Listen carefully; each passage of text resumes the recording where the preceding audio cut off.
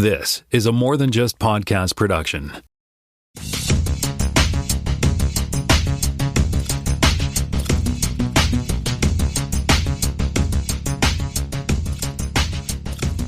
Welcome to Podcast Season 5, Episode 10. My name is Tim Mitra. I am in Toronto, Ontario. I'm joined once again by Jonathan Kuline in Mississauga, Ontario. Hello there, kids. We also have Hyman Lopez Jr. on the line on the comm, I guess, in Seattle, Washington. How's it going? Going good. Happy Thanksgiving for those of you who are recording on Thanksgiving Eve or evening. So there you go. Happy Thanksgiving. Yeah, happy Thanksgiving. Turkey. Or as we in Canada like to call it, Thursday. Happy Thursday. Thanksgiving is a tradition so nice we do it twice, right? Well, I'm enjoying the fact that I work for an American company and it's Thanksgiving. That's always good. Oh yeah. All righty. Cool. All right. So fact check. Tenoch Huerta Medina is a Mexican actor of Aztec and I can't pronounce this other word. Purepecha origin. So yes, we were correct. He is from deepest, darkest Mexico, I guess, in terms of heritage and stuff. Cool. And that's the fact check for today. So we'll move on to the headlines. Yeah, we'll kick things off this week with this is almost a follow-up. We were talking about how the Avatar sequels might go. So we've talked in past episodes about how Avatar has been in development. The sequels for Avatar have been in development for so long, and then we followed up with, well, what if they suck? And then we followed up with news that apparently that's something that James Cameron's aware of because he's saying, well, he could cut it off short. Well, this week we got a story that's on Variety.com where apparently they've acknowledged the fact that they have not said what the budget was, but when Cameron was asked by GQ, he said it was very expletive expensive. So to put it into perspective, what they said was you have to be the third or fourth highest grossing film in history. That's your threshold. That's your break even. So if you look at that list, which they've kindly done for us here, that is Avatar at 2.9 billion, Avengers Endgame at 2.7 billion, Titanic in third at 2.1 billion, which means in order to break even, you're probably talking at about a little over $2 billion globally is what Avatar 2 has to make. I raised this one because I'm just curious. So, Jaime, we know that you're still in the in-between phase. You aren't going back to the movie theater. Do you think that this is going to make $2 billion given the climate that we're currently in with the 3 different kinds of colds going around and still people being paranoid and everything else? Or do you think this is like that big a draw, people will go and see it? Boy, I think it will do well. It's really hard to gauge will it do 2 billion well, because that's a lot to ask for, right? I feel like in the USA, barring folks like myself, people feel like COVID is basically over. I'm not saying it is before people send angry notes, just the vibe I get. So I don't think it will be as affected by weirdo semi-holdouts like myself. It's certainly not enough of people like me to keep them from getting to 2 billion. I wonder, is there enough to get them to 2 billion? And you know what? Looking at the slate of movies that are out for Christmas time, there really isn't that much to take the family to that is new. Certainly some things might still be in theaters like Black Panther and etc. But they're kind of the only game in town, it seems, for this holiday season. So maybe it's not unreasonable. Yeah, I wouldn't bet money. I wouldn't bet good money on it, but I might throw like would you bet $2 billion on it? Yeah, I don't think I would go with that. Not straight from box office receipts. The theme park rides and the toys and the Happy Meal promotions and stuff. Sure. But like just from ticket sales, that's a tough one to climb. But that's also worldwide too, right? Yeah, it's true. But just for a little perspective, so Black Panther Wakanda Forever, which is currently in its second week of being the number one at the box office in the world, has made a little over $500 million. And that's coming in, a couple weeks before the American Thanksgiving holiday. I'm sure it'll probably pick up some business this weekend. Although I heard a really good pod talking about this the other day. It was the Ringerverse pod. They were talking about the fact that, and I'm not going to spoil anything for you, Jaime, but they were basically saying that this is not as instantly rewatchable as the original Black Panther. One of the things that made the first Black Panther so much of a phenomenon was that, particularly for African Americans, they were going multiple times. They were, hey, it was great. I'm going to take some friends, or I'm going to recommend it, or I'll go see it again. Whereas this one, I mean, for obvious reasons, is a bit of a drag and a bit of a bummer, and isn't instantly quite as much of a, hey, I want to go see that again, because it's kind of a bit of an emotional twister. So that being said, it's made a pretty decent amount, especially given, the there's still people out there who are being cautious and everything else. But if it's made 500 million, it's going to play for several more weeks. It's going to play right into the holidays. I don't know if it's going to cross the billion threshold. It might, but that's a lot more to get where Avatar is. And I get that Avatar and Black Panther are not exact parallels, given, Avatar did a ton of money globally, but that's still a lot of money. $2 billion. So the question is, like, I guess for comparison's sake, what did the first Black Panther do? Because that was kind of, earth-shattering kind of concept, because, obviously there's a lot of people who identified with the main character who didn't really have movies made for them before, kind of thing. And so there was a huge buzz behind that movie, and I know it did pretty well. But so how did that compare, like a pre-COVID Black Panther to a COVID Black Panther? Just looking up the numbers, so stay with me. Actually, I have the IMDb open here. Let me look. Yeah. 1.344 billion US. Total, and that was not like first week or whatever, right? No, that is all in. And that was a movie that came out at a different time of year. That came out in May of 2018. So different window too, right? May is prime time. But it's hard to imagine, one, a pre-pandemic movie versus a post-pandemic movie. Obviously, with Chadwick Boseman as the star, having had the momentum of coming out of Avengers Civil War or Captain America Civil War and some of that stuff, it's hard to imagine this having as much juice, but it's possible. Well, it remains to be seen. It's a gamble, I guess. And so is this the if it doesn't make this, does this mean that the rest of the movies are dead, or? No, I don't think so. But I mean, you'd have to think that they would need to come closer to that than not, for sure, in order to justify making more. It seems. Yeah, he must have pumped a lot of money into the technology again, as he always does, right? So well, and I admire him as the filmmaker, James Cameron, for doing that, but it doesn't come for free. And as we talked about when we went to see the movie reissued at the theater, it's been a while. It's been quite a while, and technology's come a long way. And I'm sure he spent a lot of that time pushing the envelope and trying new things, and that's amazing. And I'm sure it's going to make for a great movie, and maybe that's what powers it back up to the top. But boy, that's a lot of dough. That's a lot of dough. No movie in the post-pandemic era has come even close to that. Not Spider-Man's, not anything so far. Cool. All right. What's happening with Chris Hemsworth? Yeah, this was a weird story. So Chris Hemsworth, aka Thor, God of Thunder for the Marvel Cinematic Universe, has said he's going to take a break from acting because he's been working on this Disney Plus documentary series, which is called Limitless. And as part of that, he underwent genetic testing, and they were trying to sort of, I guess, figure out, what was in his genes. And it found out that he, from both of his parents, has inherited the genes that are known for heightened risk of developing Alzheimer's disease. So he does not have this yet. This is just, I think, him trying to deal with this. He is a dad. He is a husband. He is a person. And he found out that these markers that he has makes it 8 to 10 times more likely that he will develop the disease. And I think that kind of punched him in the gut.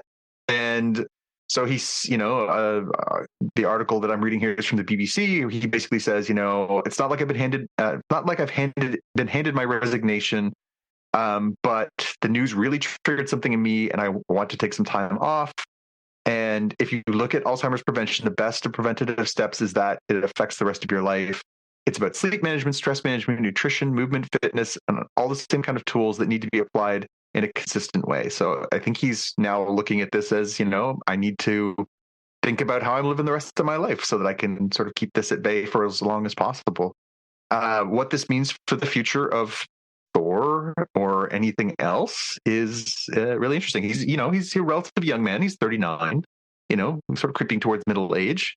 And obviously, if you've seen him, he's in really tremendous physical health, but that does not affect obviously what's in your genes. So yeah, it's kind of shocking and sad, and at the same time, I think it's kind of inspiring that somebody who is at the top of his craft and very successful is, being quite measured and thoughtful about this. He's not like, that's tomorrow's problem. He's taking steps and doing things the right way. It's interesting. Yeah, kind of a surprise from having done the show and finding that out, right? So like not what you expect to sign up when you sign up for a Disney Plus show, right? Yeah, what's the worst that can happen, right? Yeah. Well, apparently this is it. Speaking of sort of end of the road, or hopefully not Chris Hemsworth, but Gary Oldman mentioned this week when being interviewed about his upcoming movie, Slow Horses, or his TV show, Slow Horses. Yeah, he said that, he is now sort of getting to a point where he's kind of feeling like his acting career might need to wind down. He told the Times of London, "I've had an enviable career, but careers wane, and I do have other things that interest me outside of acting. When you're young, you think you're going to get around to doing all of them. Read that book, and then the years go by. I'm 65 next year. 70 is just around the corner. I don't want to be active when I'm 80. I'd be very happy and honored and privileged to go out as Jackson Lamb, the character he's playing in Slow Horses, and then hang it up." So not committal. He's not like saying, "I'm done. This is my final role." And we've certainly seen actors sort of, say these things and then come back if they get the right part or, something comes up. But I mean, this is, again, as far as being in the genre stuff, I mean, this is Commissioner Gordon. This is, somebody who's been, he was Zurg in there, not Zurg. What was his name in Fifth Element? This is a guy who's been a big part of the genre stuff for 35 years. And one of the most lauded actors of his generation. So it'd be really weird if he was just to hang it up. Yeah, he played Sid and Nancy first, I think, was one of his breakthrough movies. Yeah, I mean, I love Leon, the Professional. He's the bad guy. He's the bad cop in that one, and he's awesome in that. I'm a big fan. I'm obviously, you can't say you didn't get enough of him. He's been a prodigious actor for as I say, 30, 40, almost 40 years. So you can't say you didn't get a lot, but it's kind of a weird thing. Yeah, he's great in Slow Horses too. I know you guys haven't seen it yet, but yeah, it's definitely worth watching. Slow Horses is a spy show? No, he's an MI5 agent, but he's behind a desk now, right, kind of thing, and he's been sent off. We don't know why, but he's been sent off to this house called Slow Horses, right? It's a part of London. I forget the name of it, but they nickname it Slow Horses, and all the sort of people that get sent there are sort of the troubled kids, right? The screw ups and that kind of stuff, and they're sort of sent there to be. And he's like super knows the industry inside out, upside down, and backwards kind of thing, and very intuitive, very, very, very smart, and knows the system and that kind of stuff. So it's a really interesting sort of take on the old wise fart that just knows every sort of angle and stuff like that, and these young kids that he's working with, the 20, 30 or 20-year-olds, 30-year-olds that are in the spy game, learning the craft from him, right? So it's pretty good. Yeah. So I'm gonna look one up. Sounds good. Yeah, on Apple TV. Yeah. All right, I think season 2 is coming out soon. Did they say in the article here? I don't know. I think sometime around Christmas-ish coming out soon. Okay. Anyway. Let's turn to some more positive news. So this week after finding out, obviously, a while back that Judy Gatwa is going to be playing Doctor Who in the 2023 upcoming season.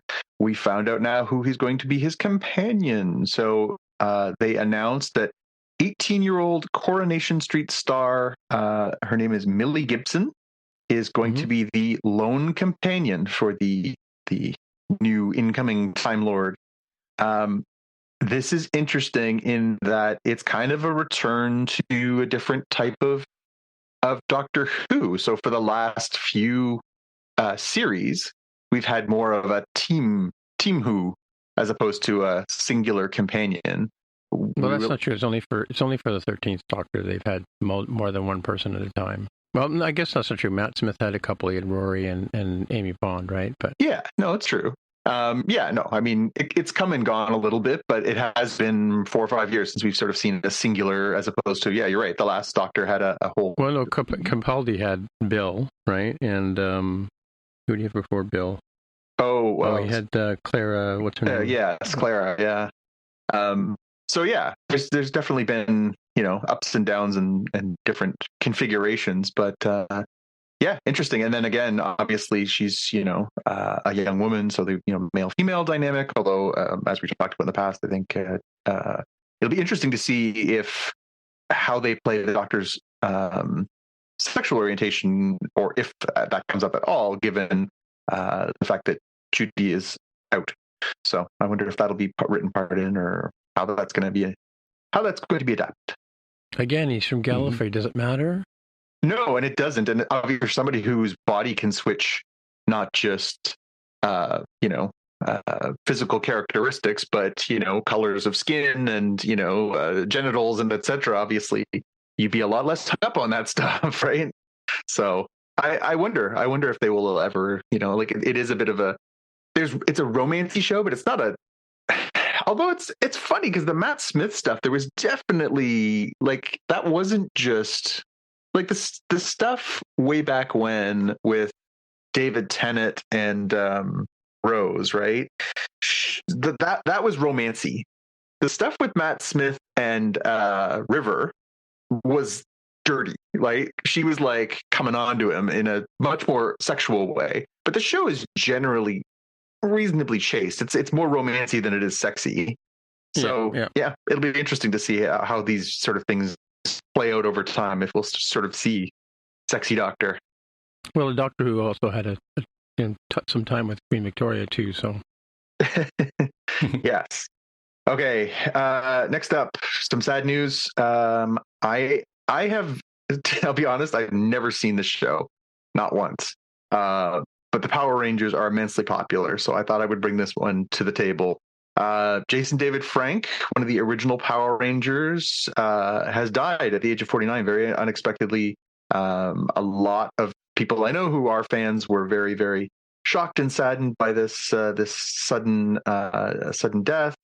Apparently, he was originally the Green Ranger, and then he came back as the White Ranger, and was a fan favorite character. Was very popular at conventions and part of the sort of Power Ranger community. And I saw quite a number of people commenting and just oh, this guy was so nice and blah blah blah. And definitely seemed like a good dude. And I think a lot of people were really caught off guard by his passing. Jaime, are you a Power Rangers fan? I was just on the outside edge of the Power Rangers fan base, so I'm not deeply familiar with beyond probably the first season. So adding into here the conference, well, actually, the Power Rangers were the first 5, and Tommy was a villain ranger created by the villain, the Green Ranger. So you had that correct, and he did eventually become a good Power Ranger. Sort of suffered from that TV trope or movie trope of the Green Ranger alone can kick all 5 of our butts, but when he comes and joins us as a good guy, he's just as powerful as any one of us, right? Kind of things you might see in video games too. But definitely an OG character from the first season. You mentioned the MMA thing. You mentioned the coming back as the White Ranger in later seasons. It's really sad to see somebody die so young, and it's really weird. Thankfully, this article has a picture of the original cast. It's really weird to have the Green Ranger and the Yellow Ranger from here die. I mean, certainly Power Rangers have been on long enough that like there's been so many actors. Surely somebody will, have something unfortunate happen. But it's really weird that this original cast has two members who have died well before their time.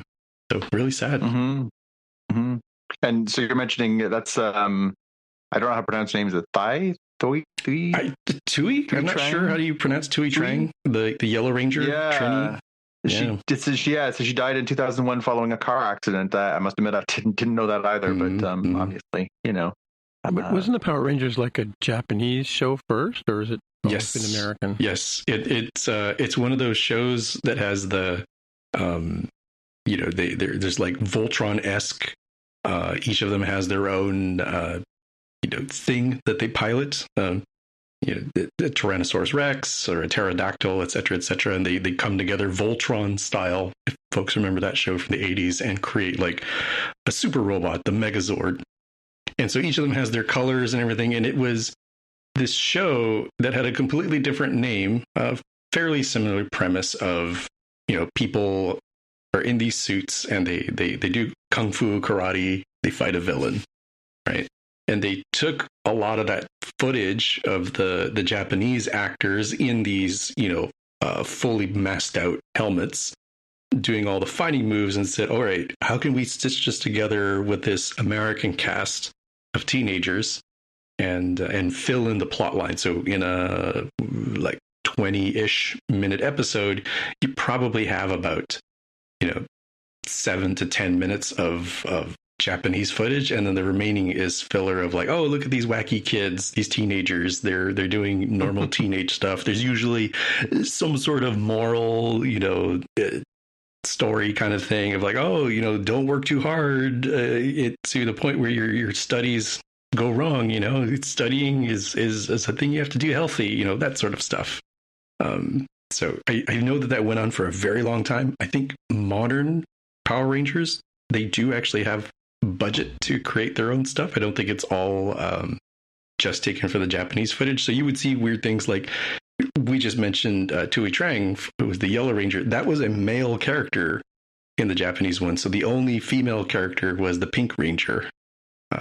So when it came to America, they kind of had to change it up a bit. And it is a little unfortunate that they made and this is a Key and Peele sketch here. This is where that came from. It's unfortunate that they made the Asian character the Yellow Ranger and that they made the black character the Black Ranger. Which just rounding it out, that's where that Key and Peele sketch where they're doing like a Power Rangers thing is like, okay, cut the chatter, Black Ranger. Is like, Black. No, I'm the Green Ranger. Wait, are you saying cut the chatter, Black Ranger? Yikes. Nice. Yeah. Well, speaking of shows we don't watch, I assume you guys never watched Yellowstone. Nope. I've never watched Yellowstone. Anyway, but this fits in with our story or our sort of show theme, or at least our headline theme, in that there was an interesting spike in Paramount Plus network sales and hits and stuff like that, because apparently the fifth season, I didn't even know there was 3 seasons of Yellowstone, but the 5th season of Yellowstone, which is apparently a very popular show, rolled out on November 13th on the Paramount network, right? And everybody, jumped on their Paramount Plus and signed up and dropped their credit card down to watch the show. But it turned out it wasn't actually on the Paramount Plus network.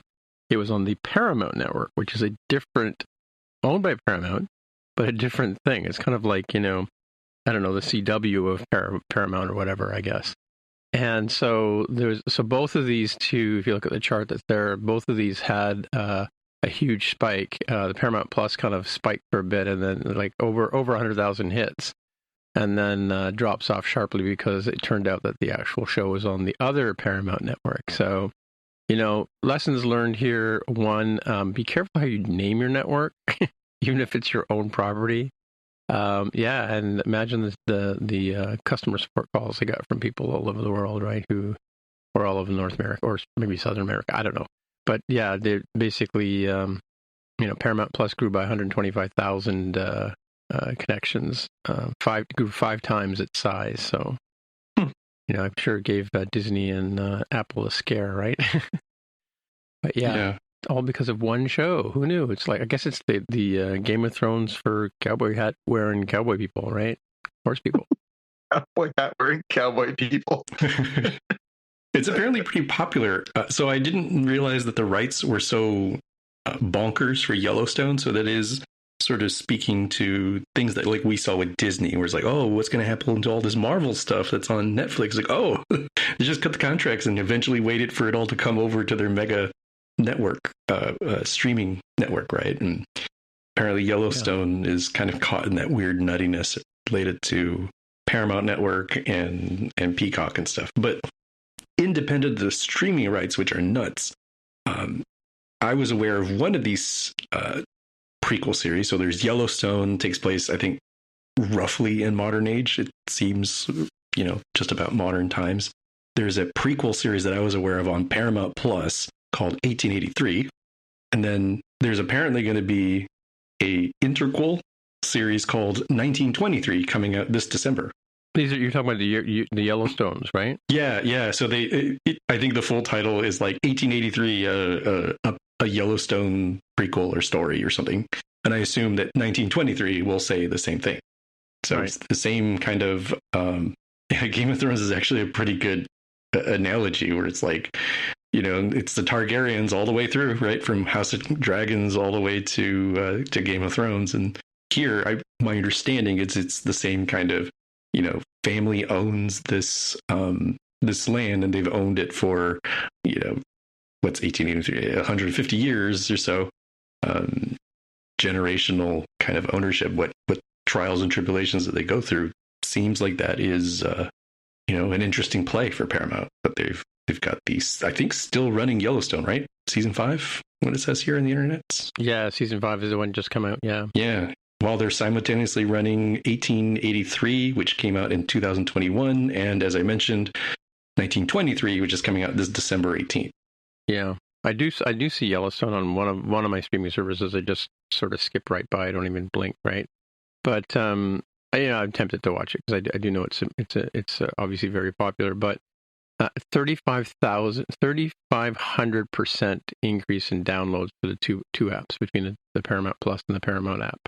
So, because apparently it only came out on the app or something like that, right? Very strange. Yeah, somebody somewhere was a site reliability engineer and spit out their coffee in the middle of the night. They're like, "What's happening with our stats? Are we getting attacked? What's happening? Where are all these downloads coming from?" Yeah, exactly. Yeah. Well, speaking of hidden treasure, that's your cue, John. Oh, here I am. So, speaking of buried treasure, popular film from the 1980s, The Goonies. I think a lot of us grew up as fans of that movie. It has sort of had some legs. My kids are also fans. The house that the main family live in Astoria, Oregon, which is where the show is set, is going up for sale, or is now up for sale. If you recall the movie, it's got this cool wraparound porch. It is sits right on the confluence of a river and the Pacific Ocean, the Columbia River and the Pacific Ocean, built in 1896. And for the low price of $1.7 million, fully loaded with history, nostalgia, and an iconic level of fame, you can own the house where the Goonies found the map and started their adventure. That's pretty cool, I gotta say. That would be a fun buy. Yeah, until the people started showing up and taking selfies in front of your house every day. Yeah, but then, you just launch things at them like Data would. Yeah. Data? Data from these Data. The Asian from kid? The movie or from... Oh, okay. Yeah, no, I've watched it as an adult. It's not really burned in. It's not really seared into my brain like it might be with yours, right? Well, I'm old enough / young enough to have seen it in the movie theater, so. Oh, really? Yep, saw it at the old Playhouse movie theater in downtown Oakville, which now is like, I think it's a cafe or something. Is it a Spielberg movie or what is it? Who's the? It's Richard Donner. Is actually the who did Superman and yeah, and that's the one with Brolin, right? Josh Brolin. Yep. Yeah. And Sean Samwise Astin guy. Gamgee, and yeah, it's like again, it's all kinds of familiar faces. Ricky, what's the young kid that had the trouble with the drugs and the stuff? Oh my god, I see his face. He did Donatello's voice with as the Ninja glasses, Turtle. right? The kid with glasses. Corey Feldman. Feldman, there you go. Thank you, Jaime. Yeah. Well done. Yeah. Cool. At least we'll get some hits on our tag this week from him. All right. It's all about dimensions, man. Alrighty. And Jaime got one more story.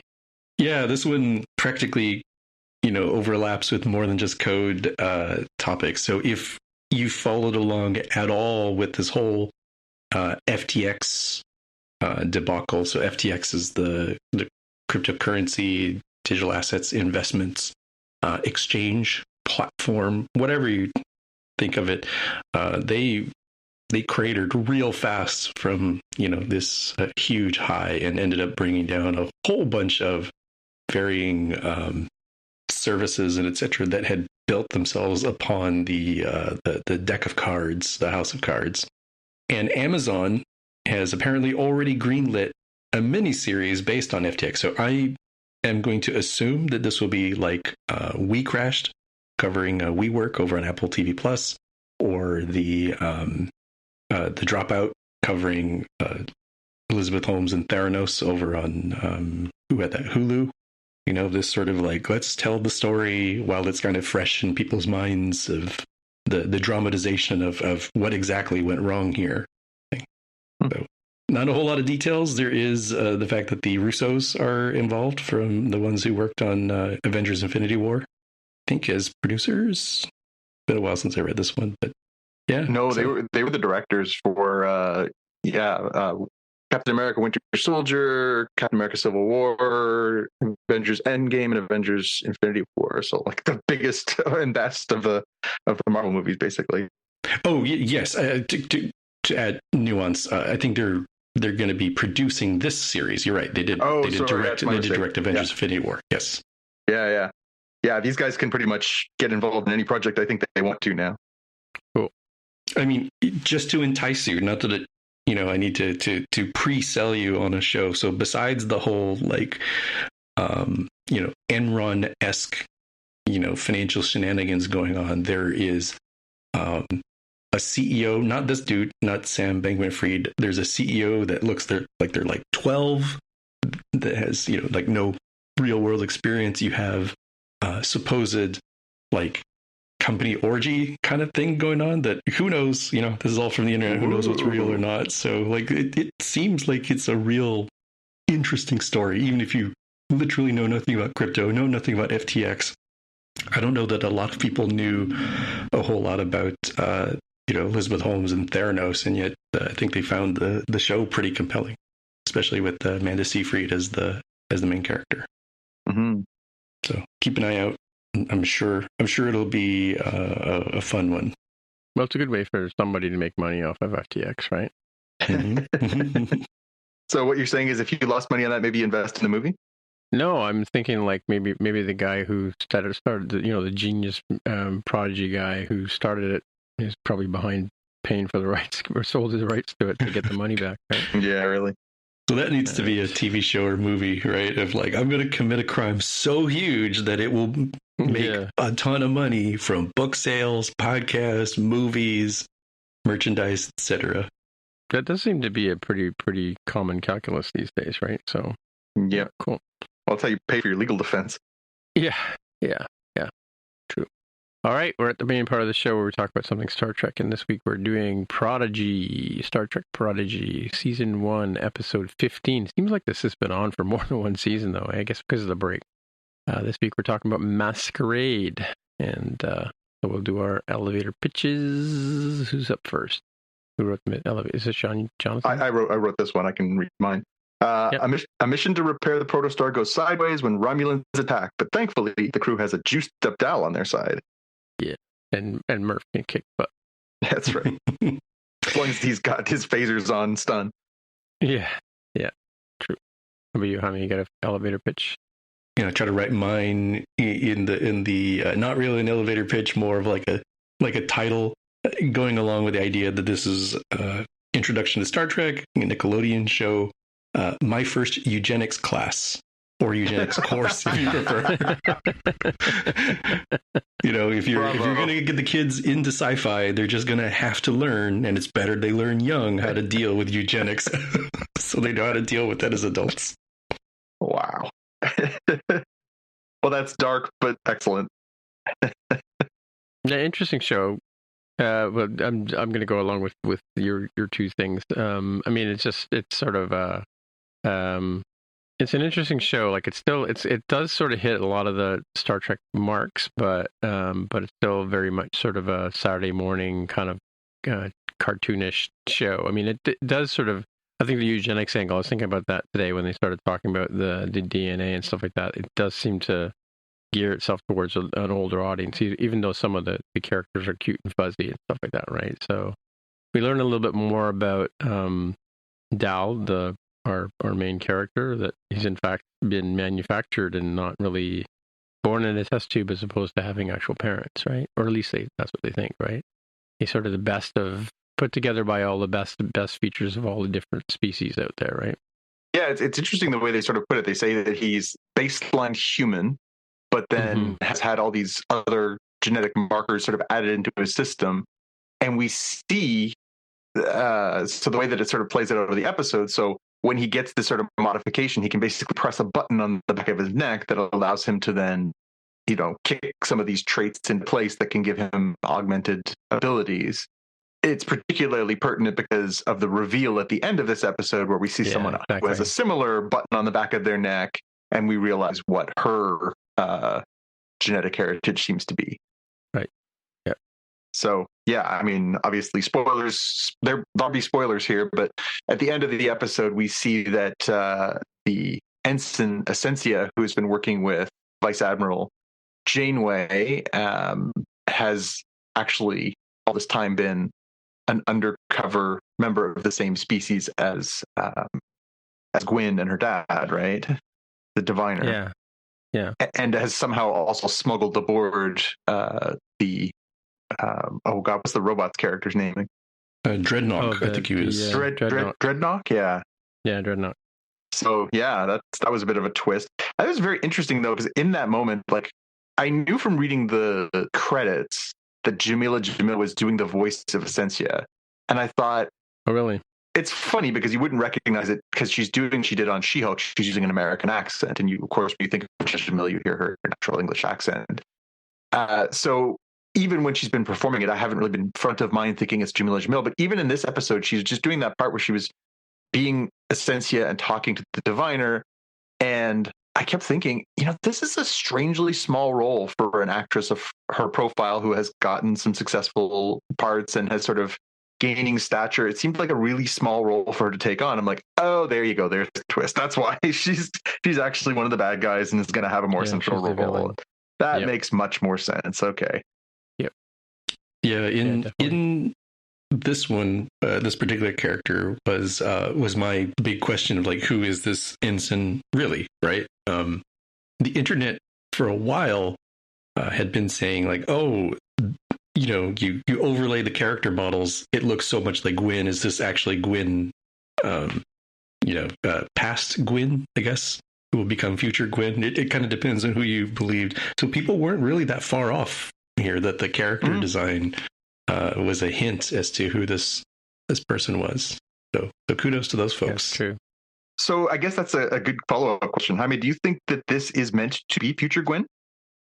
I'm unclear. That the timey-wimey stuff going on with the diviner was already complicated enough as it was. That 50 years hence from Chakotay, saying, "What's up? Starfleet is here. We exist," and unintentionally destroying their society is extra weird when you have a Terminator 2-esque, oh, there was more than one person who went back in time to change the past sort of thing. So I don't really know. I don't really know how that's going to work out. But I mean, if she was future Gwyn, why doesn't she know where the protostar is, and why doesn't she know where Gwyn is? You know, I guess that's the question. Is she supposed to be, alternate timeline? Is it supposed to be divergence? Is it supposed to be memory impairment? I mean, that's the part I was sort of not clear coming out of this episode, and I saw that too at the same moment of, she's the same species. Oh, is that Gwyn or is that someone else? The way she kind of revealed herself, she certainly looks like a more adult version of Gwyn. Yeah. But I don't know if we're supposed to, in that moment, if we're supposed to realize that is future Gwyn, or if we're supposed to be like, oh, maybe, and then to be continued. I will say that's the one sort of fault for animation is it's really hard to gauge those subtleties sometimes. Sure. And it's interesting that they use the MacGuffin of the button on the back of the neck to explain to the kiddos what's going on, right? Yeah. Interesting. Yeah. In terms of Easter eggs, we had one that we sort of passed over that Dal and his species or himself are a product of the work done by descendants of Eric Sung. So this is one that, no kid is going to know this because this is their first Star Trek, right? But interesting for what we presume to be the parents who lived through Voyager, who lived through Enterprise. They hopefully recognize that name as being important for the Enterprise TV show in particular, beyond just the Sungs or the Targaryens of Star Trek kind of thing. Yeah, pretty much. So this character is a descendant of Noonien Sung? Well, I'm interested in how you all heard the episode because I may have heard incorrectly. I'm unclear if Dal himself is he certainly interprets it as like, I'm a test tube baby, but I interpreted it as he and perhaps his parents and etc. were, like some species created by the Augments descendants work. So that was a little, like, they could have laid it out a little bit easier for me to understand, does he literally have no parents in the, born from a womb sort of thing? Or is it more like, we created your species by augmenting humans and patching them with Klingons and Vulcans and Proto-Organian DNA and etc. and Betazoid DNA. Did you all catch that better than I did? Because I was a little unclear. I think I caught them say that it was a descendant, because I mean, obviously this is in the future from where Picard and the Next Generation are, right? Like this is because Chakotay is. Well, I don't know. It's a good question. So if Admiral Janeway now has whiter hair, is this supposed to be proximate to Picard? Well, Janeway and Picard are sort of from the same class of captains, right? Aren't they? Like they're. Yeah, I got the impression she was younger. Well, wait a minute. Worf crosses over, right? No, he crosses. No, he crosses over with S9. Yeah. So, but then doesn't Ensign Ro cross over from? No. 2 shows? No, but that was the plan, was to have her be what ended up being the Kira Nerys character in DS9. Oh, yeah. She was going to be Michelle didn't want to do it. Oh, really? Oh, okay. Yeah. So I get the impression she didn't want to commit to doing a series. So this show, just because there's ambiguity, this show I do not think is all that close to Star Trek Picard. I think it's much closer to Lower Decks in terms of time frame. I've not done the math. I've not checked the star dates. But I sense a fact check coming up. But Picard and Janeway are like close enough, right? In the like horseshoes sense of like contemporaries, both captains at the same time. He is clearly a more experienced captain by the time that she rolls around to become captain of Voyager. She's considerably younger. It's not like they went to school together or anything. But isn't Janeway's in one of the movies, isn't she? Like, didn't she talk to them on the con? They overlap in lifetime and everything, but by like a decade or more difference with everybody too, right?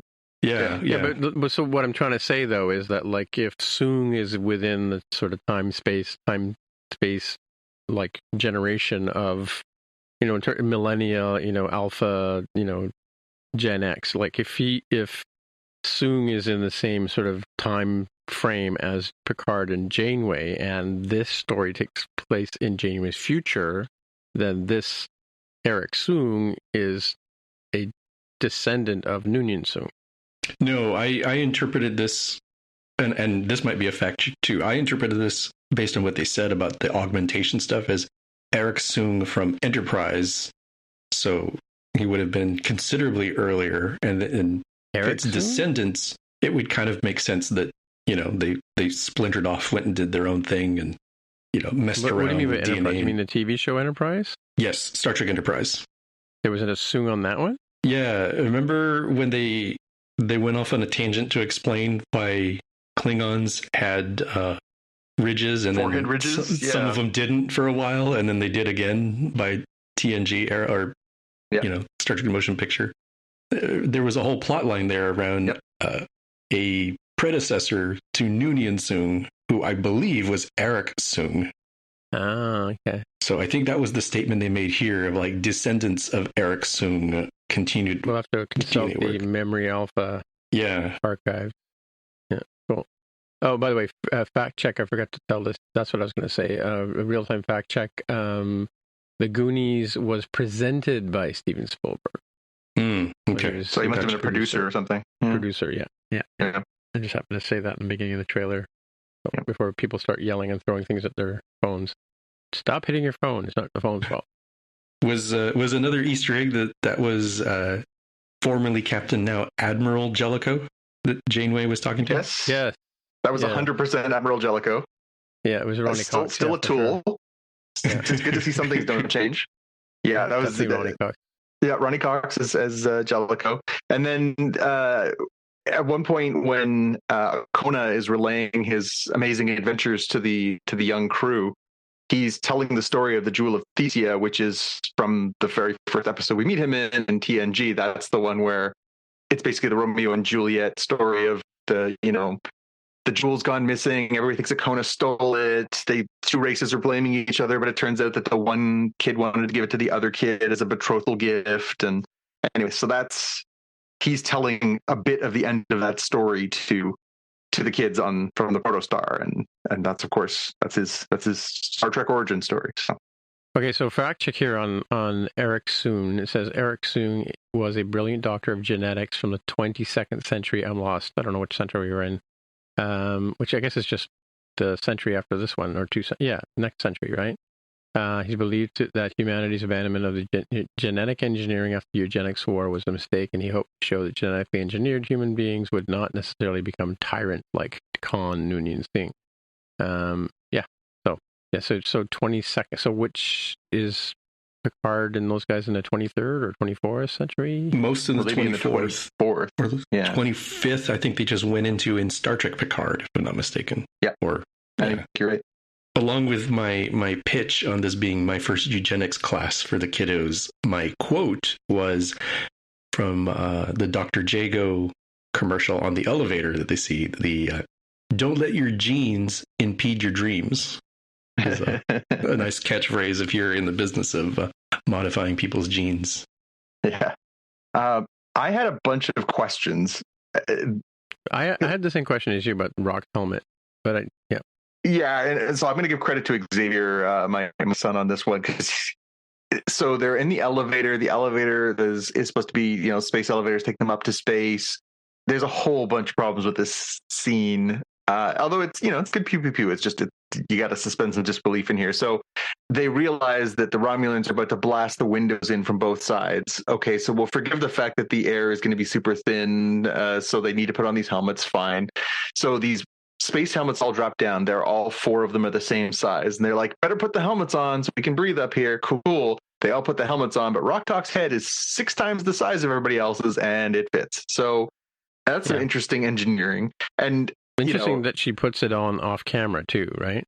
Yeah, and as Xavier said, so they just chuck these helmets on. Like, what is that doing for you? Like, what's the science behind this? It's just a helmet.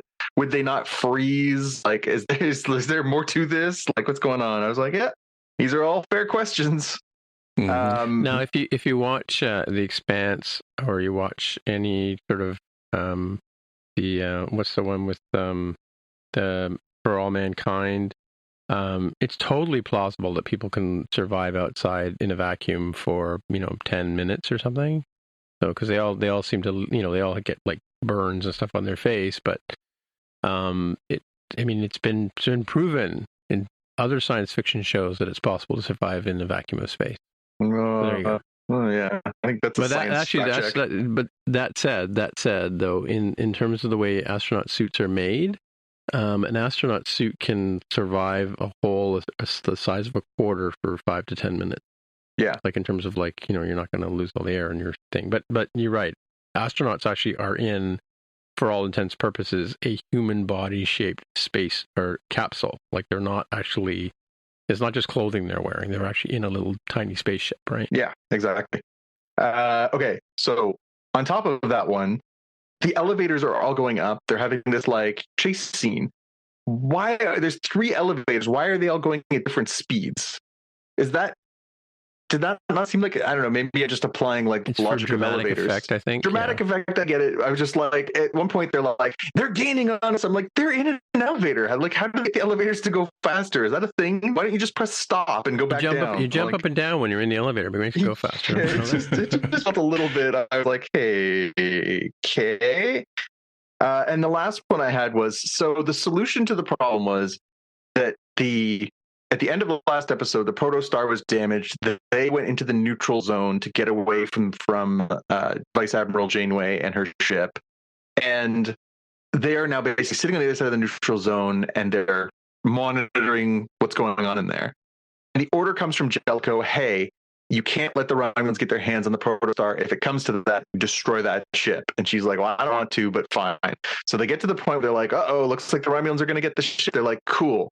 We're just going to fire these 2 photon torpedoes into the neutral zone that are going to target the ship and blow up. Is that not in and of itself an act of war? Are you allowed to? You're not allowed to cross into the neutral zone, but we can fire militia in there as much as we want.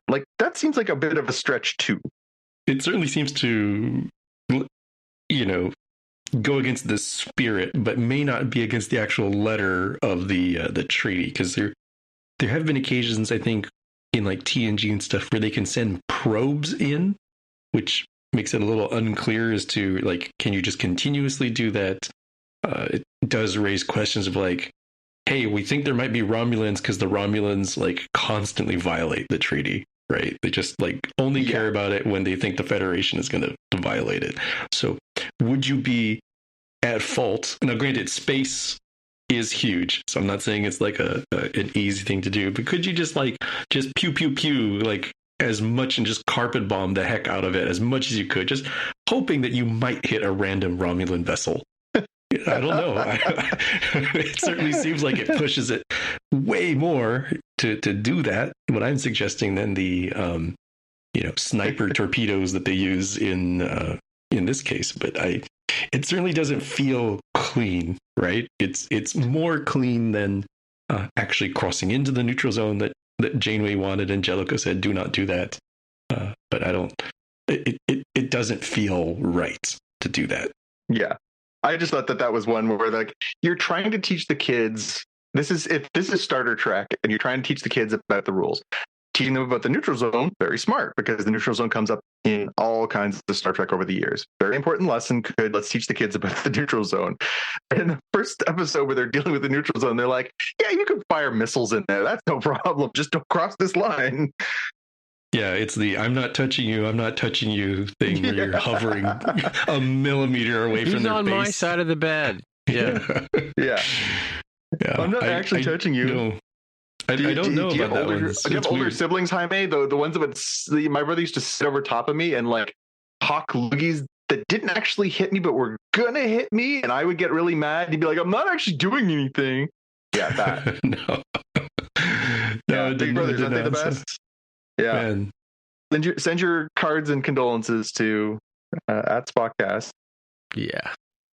So the the pew pew pew, I think everybody says is probably the fighting the Tal Shiar.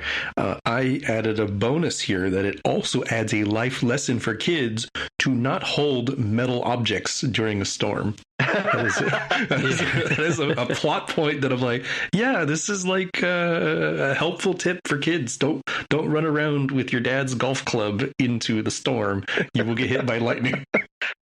Yeah, what did she say to put down? They have to put down or let go of something. Romulans were going to use like a spear or like a spear gun, kind like of a thing. harpoon gun or something. Yeah. But it's like electrical. It's like a taser kind of thing. But at one point, just before I forget who it was, Rock Talk or Gwen says, "Drop that thing," and they all drop the things, and then the Romulans all get zapped, right? Yep. Yeah, Gwen was going to use her armband. Her augment. Yeah. That was what it was. Yeah. I think Rock Talk says, let go of your augment. Yeah, because she realizes what's going to happen. I like the fact that Janeway is able to get the photon torpedoes to turn left because physics. Yeah, who knew that you could just like steer those still? Like in all past episodes of Star Trek, haven't they just been like that's how they killed General Chang at the end of Star Trek 6, right? They like fire the thing and then it finally locks on and it knocks, like who knew you could just steer them in whatever you wanted? Well, yeah, because it was magnetic. Like you could have them attracted to something, but yeah, who knew? Yeah.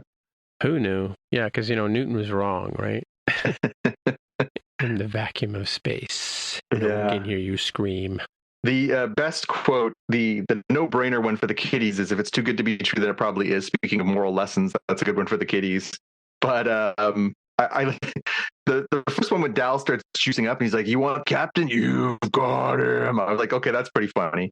But the funnier one is when he's like, all the things are happening, all the mutations are all happening for all the species. And he's like, "What is that? Why am I leaking?" And there's like stuff just like flowing out of him. And the look of revulsion on the rest of the crew is like, "Yeah, dude, you're leaking. That's gross." Yeah, and then the Romulan jumps over and slips and falls to his death. Yeah. And whatever that was. That'll teach you. Step in my goo. Yeah, exactly. All right, shall we move on to the season finale? Season finale of Andor. Yeah. Season 1, episode 12, Rick's Road. Mm-hmm. Cool. My pitch was, it's farewell to Marva and hello to a new front on the rebellion on Ferrix and a banger of a season finale. How about you, Jaime? What's your pitch? Ooh, mine is the plot threads come together into a nice bow and ask us to consider if the people we love and care about are weaknesses or strengths. Ooh, I like that. Yeah. So before I give you mine was a build on my last time I gave a pitch for this Andor going back to Derek is, no, really, you can't go home. Yeah. But here's my question. So was there not a Sam and Diane moment in there where Deirdre and what's the Bombler name? Deirdre and Cyril, yeah. Mm-hmm. In the room, Cyril and Deirdre, shouldn't they have just like gone for it at that point? Well, we don't know that they didn't. They did cut away, and this is Disney Plus. That's true. I did get a similar feeling, and I was hoping that they wouldn't, even though I could understand it from a adrenaline standpoint, and they're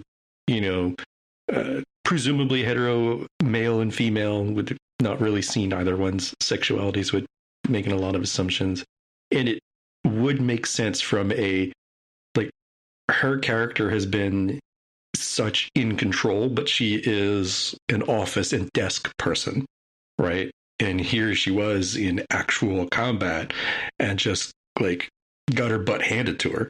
And thankfully this dude was like creepily hanging around and was able to get her out of the mess, right? Neither one of those people are well versed at fighting. They're not stormtroopers. They're desk administrator type people. So it could go that way, possibly. Who knows? Maybe they'll see how fans react in this season. I thought it was acted in a way that made it seem like it might go, especially because she was like ready to stab him, right? In the chaos, she had no idea who this was that pulled the gun on her, and only realized like, oh, it's this dude. I can't believe this dude saved me.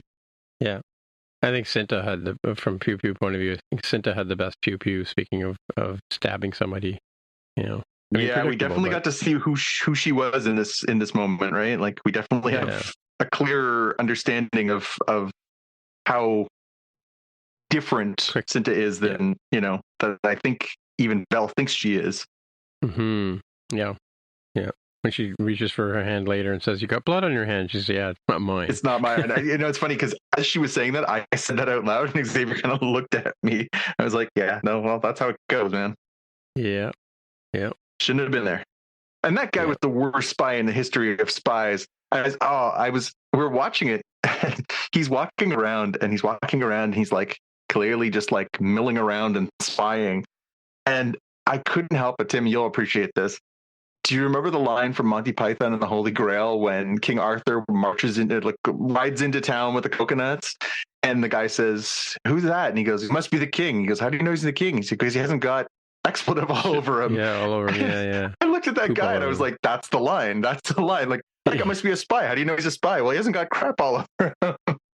So let's move on to what do we got next? Well, pew pew pew. Lots of pew pew pew pew pews. Well, there was, but it kind of all sort of built to a point. Again, the strength of this show is that they do the pacing so well, and the pacing of this one, where it really kind of, you know, all the players are coming together on the board. You know that everybody we've met over the course of the season that's still alive is all headed towards Ferrex for this funeral. And you know that it's just this tinderbox waiting to go off. And you're like, so what's it going to be? What's going to be the thing? And then it turns out to be Marva's farewell speech, which was amazing. Fiona Shaw, like, an amazing speech. And then, and then that leads to, you know, the locals charging the lines. And then, of course, then the guns come out, and then the bomb comes out, and it just sort of keeps going. But the way that they built that tension last episode into this episode, and they didn't just jump right into it, they really kept building it and building it. It was very satisfying. Yeah, my pew pew was the IED, the improvised device that the guy was making at the very beginning. And obviously, you know it's going to get used at some point, and he throws it into just the right spot and takes out like half of the entire headquarters for the Empire where they set up shop, right? Yeah, basically he throws it. It happens to like bounce off something and land in a box full of grenades, right? Yeah, and there was lots of interesting, blaster fire. But the one guy up on top of the machine with the bolt rifle, I'm going to call it bolt rifle because that's pretty much, it's a big giant barrel thing, and the guy just that takes thing was a few nasty. people out. Yeah, it was. Yeah, it was like the Empire's version of a 50 caliber machine gun was just like knocking people 6 feet back when it hit them. Mm-hmm. Yeah, definitely. Yeah, we lost a few characters too. Like a lot of, I don't know if the one guy who was talking to the big dude. I don't know if the big dude is his cousin or brother or whatever. Yeah, but he died. Yeah. He died. Yeah, but I don't know if this was the only episode he was in. Right. So. Yeah. Again, they've done a good job of obviously they filmed all that stuff, concurrently. It's not like they filmed like maybe. Yeah. So, a lot of the background players were all very sort of familiar and everything else. But it was pretty epic as far as battles go. It's just because it was sort of David versus Goliath, and then this bomb goes off, and then it becomes a little more even keel. And even that scene, like we've seen Dedra go from an empathetic character at the beginning of the season where we're like, the patriarchy's keeping this poor woman down, to like, oh no, wait, actually she's a monster, to in that moment where she's basically like knocked over and there's like 10 people trying, like clawing after her, being like, I want to be the one to kill this person. You do feel that twinge of like, oof, this is awful. Like, obviously she's a terrible person, and I don't, yeah, but you're rooting for her to get back to her gun, right? Like, yeah, you're like, oof, this could get really dark really fast. Like, these are very, very angry people. Are they gonna like, cave her head in? No, I didn't think she was gonna die just because she's established herself as a really interesting character, and no point killing that off at the end of season 1. But yeah, like they do a good job of building dramatic tension, even when you could make an argument that it's really like you should have been able to say no, that's not going to happen. But and they all start putting the boots to her too, because like they sort of crowd around her, right? And actually, it's interesting because they did in The Walking Dead, which I'll talk about later, they did something very similar in that sense, right? Mm-hmm. Yeah, cool. Yeah, no, it was good. So the other part of the storyline that we kind of dip into a little bit, and we only get a handful of scenes that are not focused on Rick's Road on Ferrix. We do get a small taste of what's going on with Mon Mothma. She deliberately plants false information with her driver, who she knows is an ISB spy, accusing her husband of being a gambler and losing some of their money. That way she's planting the seed of hey, where's the money coming from? Yada, yada, yada. She's basically throwing her husband under the bus for that one so that the ISP guy, spy, will go back to the ISB. And we see him later on reporting into Blevins, who is Dedra's sort of rival with this information. And then at the end of the episode, we see her and her whole family basically waiting to greet this crime lord and his son, right? So we know that she's kind of capitulated and has said, yes, let's introduce your son to my daughter. I need to get this done for the sake of the rebellion. So it's not going to be stuck in people's memories as much, but the sacrifices that she's making for the rebellion are just as valid as throwing yourself in front of a blaster bolt. Like she's sacrificing her daughters, marriage, virtue, whatever, in the name of this cause as well. So like this is not nothing, right? This is a big deal for her.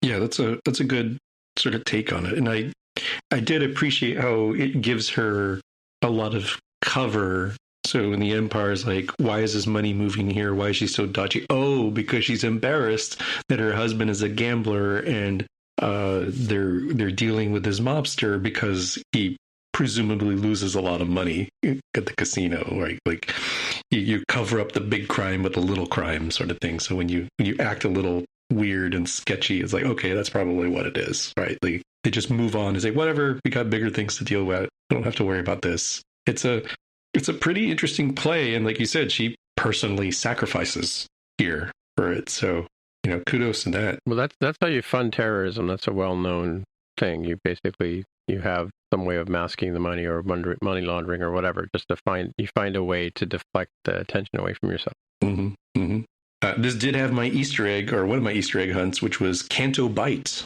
as I mentioned. Yep. The casino planet from The Last Jedi, where she's saying, like, you're doing it here in Coruscant? I'm like, dumb, just go to Las Vegas. Like, what are you doing it here for illegally? Like, go to Canto Bight, where it's all legit. So nice to see that, the little shout out there. Yeah, I had the same one. We had lots of good quotes in this show. What did you guys have? Yeah, I think you and I had the same one. So the one that Cass says at the very end. So the episode ends with Cass basically confronting Luthen. He has spotted him in this, this whole mission. Obviously, Cass, the sort of, while all the Rick's Road stuff is happening, he is rescuing Bix, right? He breaks into the hotel where they were keeping her prisoner. He takes her out, and then he gets her and God, was the other fellow's name? Wrote it down. The bomb kid. Well, the bomb kid, they don't think they ever actually mentioned by name, but Brasso, the large fellow that he's close friends with, his fellow's name is Brasso. Brother, yeah. Okay. So he gets Brasso and Jez, who's the pilot, and B. Yeah, and B2 Emo, and basically loads them all atop the ship and says, like, you make for this place, I'll meet you, I'll find you. So then he basically goes to have his confrontation with Luthen and says, this can go one of two ways. You're here to kill me. Either kill me or take me in. And that's the quote, is kill me or take me in. And that's an amazing part to end the season on, although I think we kind of know where it's going because obviously he doesn't die. The other one that I liked is at one point, Cass is finally listening to Nemec's manifesto. And, we kind of wondered, would that be a thing that would motivate him? Would that be a propulsive force for him towards the rebellion, towards, the greater good versus, because he's a selfish character from the beginning of this series onwards. He's very self-centered. And that's kind of the arc for his character over the season, is that he learns that he's actually part of a much bigger galaxy than he had ever seen. He's now thinking about other people as much as he's thinking of himself.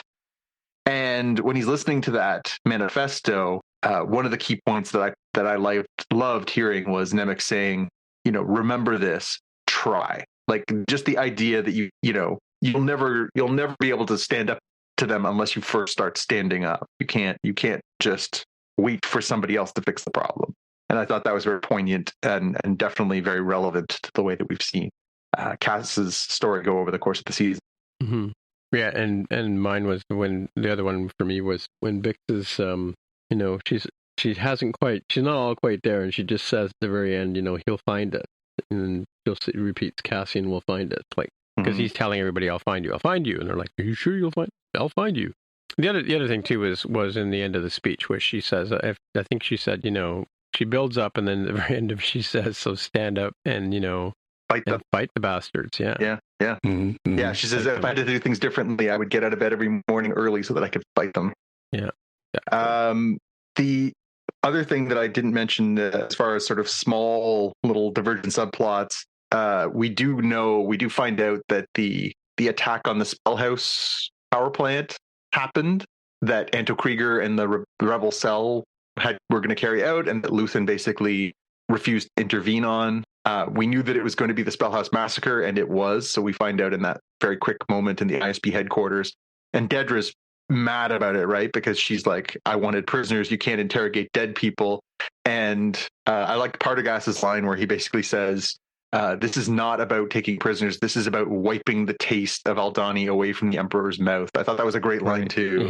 Yeah. That was actually my quote about it, for that conference call of like, dead bodies don't help us, resolve the who's responsible for this at the end of it kind of thing. And the quote there that you had there about wiping this taste from the Emperor's mouth is something to consider when we see stuff in political arenas. Why did this country do this? When you see it at the office, why did these execs do that? And I was like, yeah, because sometimes people are people, and you gotta impress the bigwigs to get them off of whatever thing that they've been glomming onto. Yeah, it's interesting that we talk about the Empire, but I always forget that at the top of the Empire is an emperor, right? And a petty one at that. Well, and you don't really hear much. His name isn't mentioned per se, because the Empire seems to be this big, machine that he's sort of the main linchpin for. And can we talk about the fact that we all called it in terms of what Cassian was making in the jail? Yeah, what it leads up to in the post-credit scene.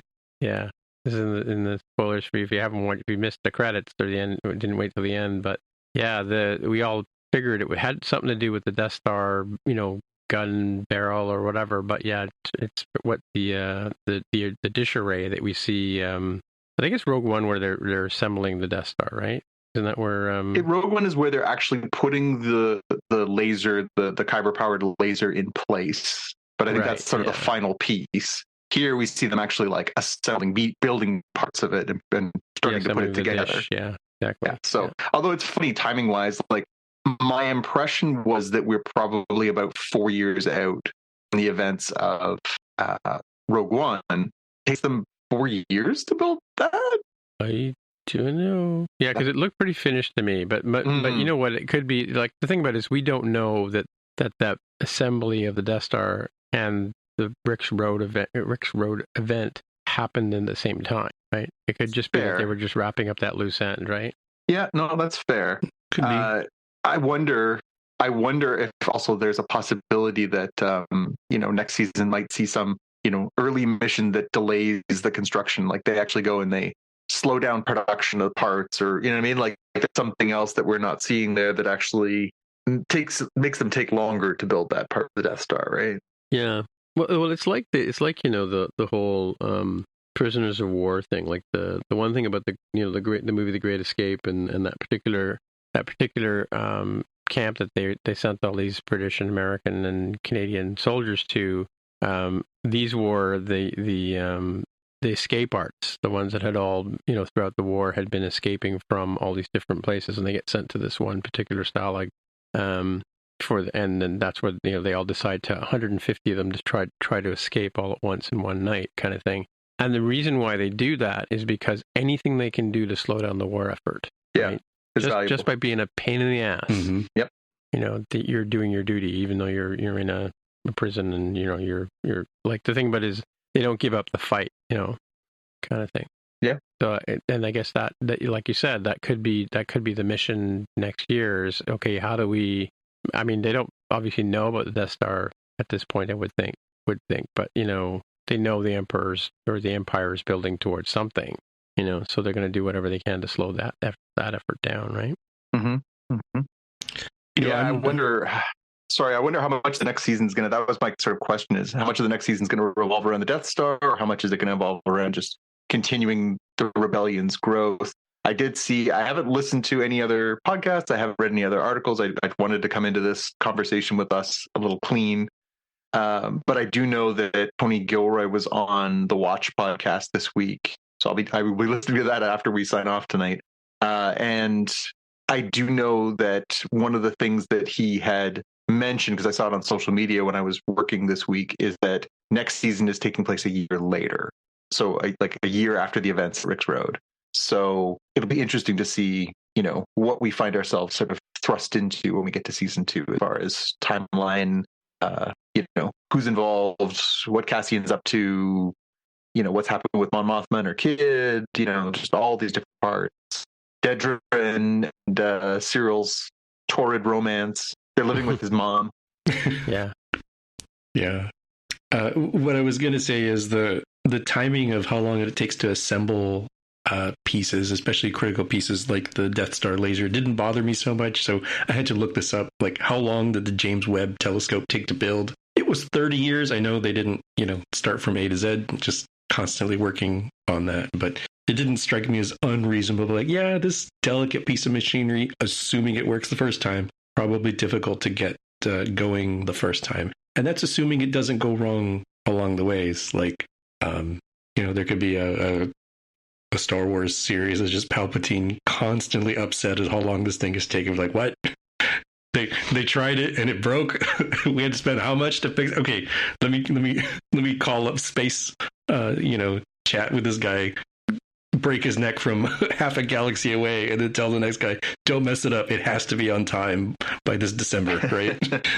Yeah, maybe. So we've reached the end of season 1. My opinion has not changed. Unlike a lot of shows, this one delivered in its finale. I feel like when you look at this totality of 12 episodes and then sort of go back and watch it, it's going to be a really, really good watch. And I do think that this is probably the best thing I saw on TV this year. What do you guys think? What are your impressions of the whole season now that we've seen it? Yeah, it's definitely really good TV. In fact, it's the kind of thing that I think I've said this before with most Star Wars. Like most of the movies, I could sit down and watch them. Like, or if they're on TV and I'm flipping by, I'll stop and watch them for whatever, pick it up from wherever the story leaves off and go. I don't know if I would want to watch the Mandalorian series, although the first season was pretty good. And same with Boba Fett. But this one, I think I would sit down and watch this whole series again, just for the enjoyment of the the acting and the really good writing and the good story points, right? So. Yeah, I think I still enjoy it. I appreciate the fact that it is Better Call Saul-esque in that, well, we did identify early on that, like, well, we know this dude can't die during the series because he has to be around for Rogue One. And yet, it's not really about does he survive? We know that. It's more about how did he become the person that we see in Rogue One, right? In Rogue One, he's very much like bought into the mission of the rebellion. He like shoots a guy in cold blood because it was the right thing to do for the rebellion. And he's not that guy here, right? He's like, I don't care about your rebellion. I don't care about, dealing with the Empire. Like, I don't like the Empire. And that's where he fought, the kid philosophically. Like, I am not okay with the way my life is, but I want to continue to live my life and not die for your silly, political beliefs that are not realistic. At the end of this season, he's very clearly signing up for the rebellion, right? That like, you either got to kill me because you think I could leak out your secrets, or bring me in because I'm bought into your rebellion idea. Yeah. He's not a loose end anymore if he joins the rebellion, right? Yeah, absolutely. I wanted to circle back to one big question. Sorry, Tim, did you have something else? No, I was just going to say that Mon Mothma's husband is the Jar Jar Binks of this series. Yep, that was worth it. I did want to circle back to one question for you. When Cassian goes to the Imperial base on Ferrix and he's trying to ostensibly go and rescue Bix, when he goes in and he sees that she is clearly a mess, did it occur to you for any period of time that he might show her mercy and kill her? Ooh. I did consider that for a moment, that like it's going to be really hard to drag her out in a mess case. Yeah, I was thinking he might just leave her, right? Like, just... It never occurred to me that he would leave her, because he would never leave her to those monsters. But what it occurred to me as he walked in there and she was still kind of like leaning on the window and drooling, I was thinking, is she too far gone? Is he going to see her and be like, this is not the person I came here to rescue. She's clearly, her mind is shredded. Maybe the best thing I can show her is mercy and kill her, which for his character would not be out of place, right? Like, he makes hard choices. He makes tough decisions. We've seen that in this series. We've seen that in Rogue One. It wouldn't have been out of character for him to be like, I'm so sorry this happened to you, and just put her down. Yeah, but no, I don't think so, because I mean, but that's what PTSD looks like, right? Like if you're like, when people are like completely off their rocker, they're just kind of, they're catatonic. They just can't move, think, what, they just sit there, kind of thing, right? Like, I hope I never get like that, but you know, that's kind of what PTSD looks like. You're just totally can't deal, right? Yeah. So I'm sure that's why it became a rescue for him. I mean, the challenge obviously is that she can't run, and she can't, you know, she can't be evasive and stuff like that. Because at one point, he has to you know, take care of one of the stormtroopers that comes in, right? Mm-hmm. And it's not just a stormtrooper; it's a death trooper, right? Like, these guys are supposed to be the good ones. That being said, he doesn't even get a shot off, but it's it's pretty. It occurred to me in that moment, I was thinking like, woof, that would be like a real dark turn here. Is if he realizes like he can't get her out, like he's trapped, and he's like, it's me or her, because I can't get us both out, or she's just clearly like, I'm taking her body out, but her mind is already gone. If that would sort of occur, I'm glad it didn't. I'm honestly like, I'm glad that it played out the way that it did. I'm glad that he was able to go in and help her and get her off planet and everything else. But it did hit me in that moment of like, oh, I hope this does not go to the dark place. But I don't think it was like a wild read. I don't think it was like, oh, Cass would never do that. I honestly felt like that would have been in character. Yeah, he would have relieved her of her misery. Yeah, true. I mean, the other sort of personal dynamic thing was when Val and Cinta meet in the room, and you know, Val's just showed up, and Cinta is still focused on the rebellion. She's still focused on, you know, she didn't meet her at the bus stop or whatever she was supposed to do, and you know, I had to get here by myself and whatever. But she's looking out the window, checking out the spy. I guess the guy that was the bad spy, right? And Val's like, "Hey, I'm here," and Cinta's like, "Yeah, but I'm working, you know." And you're part of this rebellion too. You should understand that, right? But that was kind of an interesting sort of play between the two of them. They never sort of do, you know, kiss and make up, as it were. But you know, they. But we even saw that. We saw that when they were back on Aldhani, right? We saw that Cinta seems to be a little more committed to the cause. We saw that when they were scaling the wall, and they were, you know, trying to make the call, like, do we go? And Val was really hesitant and wasn't quite sure that it was the right decision. And Cinta's like, come on, let's go. Like, she's clearly a little more. Or when she leaves her behind, she says, "I'll be fine. Just go." You know, like, I'll like, she seems like she's perhaps a bit more of a pragmatist than Val is. Mm-hmm. Yeah, she's quiet but deadly kind of thing. As we saw that today, like as I mentioned earlier, right? Mm-hmm. Yeah, I was surprised that B2 Emo or whatever his name is. B2 Emo didn't give away, you know, that Cassian. Hey, Cassian, you're here! At full blast. You know? Yeah. Look, come over here, stormtroopers. Yeah, the scene where the troopers come over, and first they try and use the jacket to cover up the hologram of Marva, and then they toss BT. I was just like, whoa, it's on now. Don't mess with that cute little droid.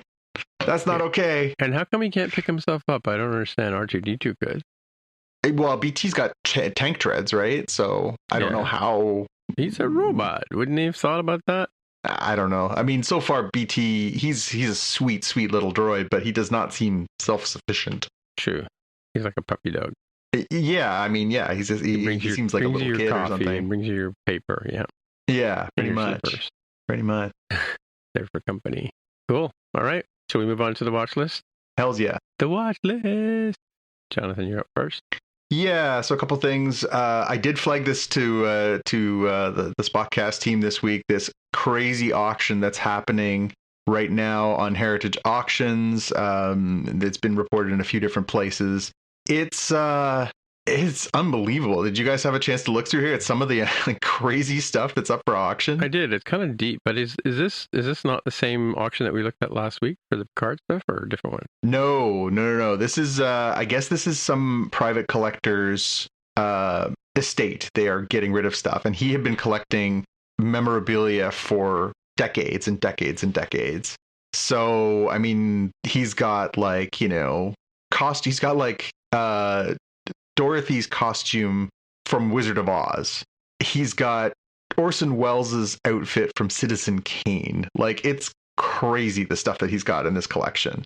Right. But on top of that, he has some incredible genre pieces in here too. Some of the costumes he's got, Cesar Romero's Joker costume from the Batman TV show. He's got Bruce Lee's, costume from The Big Boss. He's got William Shatner's tunic from Star Trek: The Original Series. He's got a full promotional costume made for The Empire Strikes Back. He's got the original master pattern Y-wing that they used to make the other models from. He's got a full Jawa costume. He has Ewan McGregor's Obi-Wan Kenobi lightsaber handle from Episode 1. He's got Rey's staff from Force Awakens. It's bonkers. He's got multiple props from Indiana Jones, including, I know, the one Jaime had his eye on, the Holy Grail, the actual prop replica from Indiana Jones in The Last Crusade. He has the love bug? Wow. He has an actual Herbie from the Herbie movies. He's got Conan's sword from Conan the Barbarian. This is just an unreal collection. He's got Prince's jacket from Purple Rain. He's got the hoverboard from Back to the Future. Mm-hmm. He's got Matthew Broderick's vest from Ferris Bueller. He's got the original scale filming model of the Batwing. He's got Freddy Krueger's glove. He's got Harry and the Hendersons' head. This is, and the one, if I was going to pick one thing out of here, this is the hands down winner for me. He's got the real original Rocketeer helmet from the Rocketeer. Yeah, I saw that, yeah. That is awesome. This is just unbelievable. And the other one I really liked in here is he has a full-sized Mondoshiwan from Fifth Element. Yeah. That's bonkers. And Sylvester Stallone's, for the low opening bid of $10,000, Sylvester Stallone's Lawmaster motorcycle from Judge Dredd. This is an incredible collection of memorabilia. Yeah. Captain America's shield, Black Widow's electro staffs, Wolverine's claws from the Wolverine movie, Christian Bale's cowl from Batman Begins. It's incredible. This collection must be worth tens of millions of dollars. Oh, here's one for you. The George Clooney Batman cowl. Yeah. That's for you. And I love that they have the costume and sword for Sean Connery's Spanish character from Highlander, if you're feeling like you want to go down that road. William Wallace's sword from Braveheart. It's crazy. He has a set of the stop motion characters from Wallace and Gromit, a set of them from James and the Giant Peach. This is just the coolest collection of stuff I've ever seen. The auction prices, when they say the opening bid is, there's still 3 weeks to go in this auction. You can find the link in our show notes. The opening bids for some of these things are crazy. Some of them are $80,000 US. Some of them start relatively low, 10,000, depending on what it is, pictures, autographed pictures and stuff like that. But I'll be really curious to see how much some of this stuff ends up selling for, because this is really, really neat stuff. Yeah. Somewhat most reasonably. I'm not going to throw down $10,000 for some of these things, as cool as they are. That's a lot of money. Reasonably, if it sticks here, is on the weirder side, this oil, is it an oil painting? What is this? I'm going to assume acrylic on canvas painting of Angela Lansbury from Murder, She Wrote is only $1,000 at the moment. That's kind of more. It's kind of more my my neighborhood of what I could hypothetically buy. It's a bargain. Let's buy two.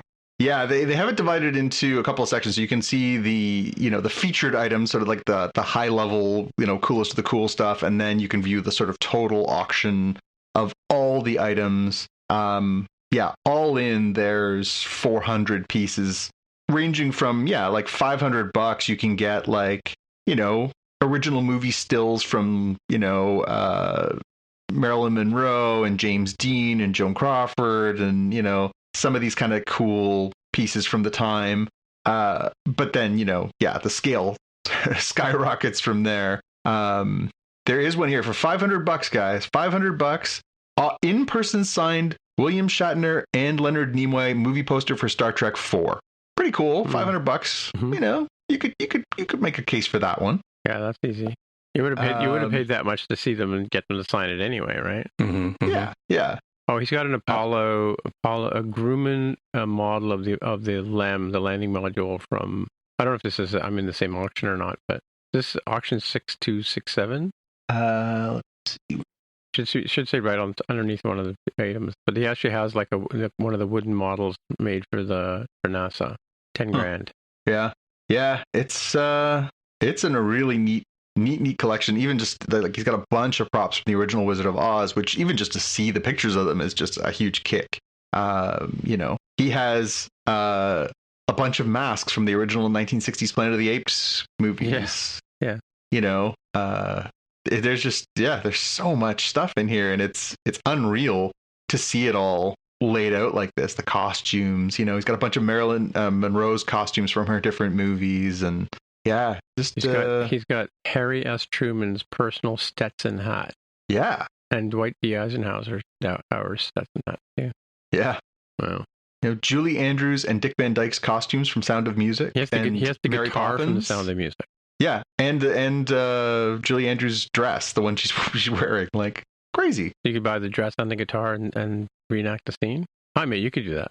I'm telling you, if we're playing dress up, I'm going as Sean Connery's Ramirez with the feathered hat. I mean, yeah, that's got to be one of my favorite movie weirdness things of all time, is to have Scotsman Sean Connery play a Spaniard while having a Frenchman in Chris Lambert play Scotsman in the same movie. Yeah. Like, hey, I have an idea. What if we cast this a little differently? Yeah, I think I'm in the wrong outfit. Bunch of James Bond stuff in here. Jane Seymour's whole costume from Live and Let Die. Sir Roger Moore's James Bond monogram pajamas from Live and Let Die. Come on. All right, let's move on. This caught my eyes. Do yourselves a favor, fans. Go and check this auction out, because it is awesome. It is truly awesome. Cool. Next up is tomorrow. So the day after U.S. Thanksgiving, we're getting Guardians of the Galaxy Holiday Special on Disney Plus. We've obviously seen the trailer for this one already. It looks like a hoot. I will definitely be watching this tomorrow, and I'm sure you gentlemen will be as well. Yeah. Cool. I mean, what do you got? One that I'm not sure if you all can actually see, because I have no clue where it is. That is Tulsa King. That's on Paramount Plus. This is a series with starring Sylvester Stallone. Plays a mob boss, a capo, who went to prison for 25 years, kept his mouth shut, comes out of prison, revisits his old gang in New York City, and they promptly tell him, yeah, there's no place for you here, get out. But we'll let you have Tulsa, Oklahoma to, go out there, do the illegal stuff, send us kickback money. And it's kind of charming in a folksy way. It's got a fish out of water thing, both because this guy culturally is, mob bosses in New York City are not the same as what they might be in, organized crime runners in Tulsa, Oklahoma. And he's also been out for 25 years. So when he's asking some people some stuff, they're like, hey, well, why don't you just call an Uber? He's like, what's an Uber? He's like, you get an app for your phone. It's like, you put things on your phone? What are you talking about? Like, he's just like rapidly trying to come up to speed with how things work. So it's kind of fun, kind of folksy. I don't know that it's as good as like Mayor of Kingstown. I don't know if it's as good as some other things out there, but it's a nice watch for those of us like me who are already subscribed to Paramount Plus. Cool. Yeah, I think it's a Paramount Plus show up here too. Paramount Plus is really kind of beachheading here a little more and more each time. They're not, other than Star Trek, they really don't seem like they're parsing things off like they were before. I think they want Canadians and Americans and everyone else to just sign up. Yeah, well, Disney's doing the same thing. Mm-hmm. What else you got, Jaime? My second choice here is all 8 episodes are now available for season 2 of Chucky. It's the sci-fi series. I assume it comes out on Crave or something in Canada. I don't know. It is something that is definitely you will be keen to watch if you are a longtime fan of the Child's Play movie series and have followed along for the past 30-some years. Similar to the way that Cobra Kai does a lot of fan servicey stuff for fans of the Karate Kid. That's kind of what this series is about too. It is bananas and nuts this season of I can't believe they brought this back, or this minor plot point, I can't believe they followed up on that here. So if you're into that sort of thing, if you're really into the Chucky doll character, I think you'll enjoy.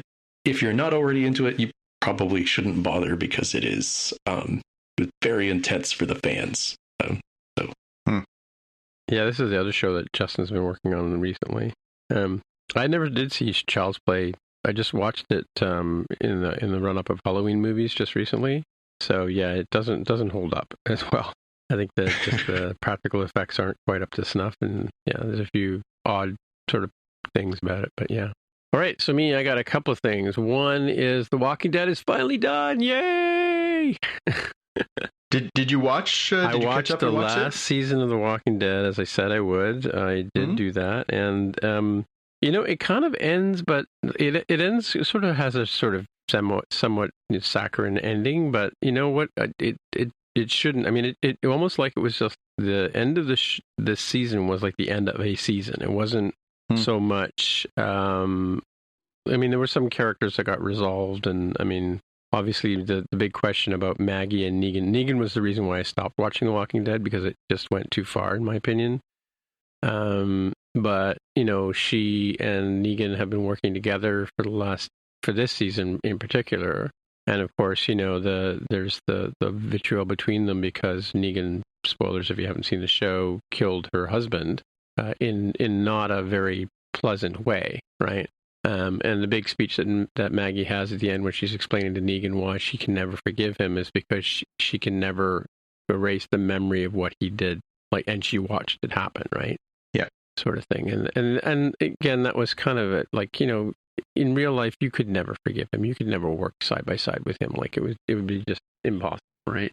Yeah. And all the other characters, they kind of run around and do their things. There are a couple of characters from the old show up in sort of like a post-credits scene, which just because I think they're setting up a show. There's a new show coming out with Negan and Maggie working together. I think there's going to be a show with Daryl on his bike. And there's going to be a Michonne and Rick show coming up, right? I've seen rumors of that, right? But I think we had George Trommelopoulos on the show once, and I think I asked him about the Walking Dead on one of the podcasts I had him on before, and he said he doesn't watch the show because he knows how it's going to end. It's just not going to end. You know what I mean? Yeah. Yeah, and it's just going to spin out into, even though it's all done, it's going to spin out into a whole bunch of other shows, right? So they had a before the show making of, and then they had a huge 90-minute Talking Dead afterwards. I've got that PVR. I haven't watched the PVR bit at the end, but yeah, it kind of it didn't if it didn't end quite like, it wasn't like the ending of MASH kind of thing, like it wasn't, which had a fairly decent ending, even though it was sad to see it go. I'm not sad to see The Walking Dead go. I mean, it just kind of became routine. It was very, very formulaic, and it just anytime they resolved, the bad guy at the end of a season, there would be an equally bad guy show up later on. I mean, and I think you said, Jonathan, it parallels what happened in the comic, right? I don't know if the comic is still going. Do you know? It isn't. It ended several years ago, and it at least there was a run up to this. So yeah. The Walking Dead, the way that the comic series ended, Robert Kirkman decided that he knew where he wanted to end it, but he wanted it to be a surprise. He didn't want people to sort of anticipate the ending. oh, there's 5 issues left. This is what's going to happen, whatever. So they actually went as far as soliciting books that never were going to be published so that people wouldn't know it was going to happen, and didn't announce until like a couple of weeks before the final issue dropped that's what was going to be the final issue. I'm a little curious. I must admit, I like you, I kind of turned on The Walking Dead a while back because it was just simply too grim and violent for my tastes. But I did have some curiosity, as I knew it was ending this week, to figure out how they did the ending that they did for the TV show and how they worked that out, because I knew that the ending they used in the comic would be impossible because it involves characters that they have killed off on the show. So yeah, I enjoyed the ending of the comic series. I thought it was very much fitting with the way that the series went, and I liked the way that they brought it to a conclusion. I don't think I'm going to jump online this weekend and watch the rest of Walking Dead just to catch up, but I might read a little synopsis to sort of see how they pulled it all off, to sort of see if it's somewhat comparable. Yeah. But it does end up in a much more of a bow. Like, they could certainly do other things and continue with the Walking Dead larger universe, but in the comic form, they haven't really. They did a Negan small series and stuff like that afterwards, but they really haven't done as much spinning off as they have on the television side. Yeah. Well, I mean, it's obviously, the dollars, right? I think they've got 3 currently running shows. That is the Fear of the Walking Dead is still going. There's Tales of the Walking Dead or something like that. There's a sort of a, what was the Star Trek thing where we had the little mini series things, the 30-minute shows, right? They have a couple of those. Yep. Now going, and I'm sure they're going to milk this. It's going to be going on for many, many years. I don't think the end of this series is going to end The Walking Dead. Just generally as a thing. I think as long as there's money to be made from it, I think they'll probably do it. And there's obviously a will. Yeah, they'll have to want to make it. But yeah, I mean, why? If there's an audience there, and clearly there is, if there's all these people who are still going to conventions and buying all kinds of goods and.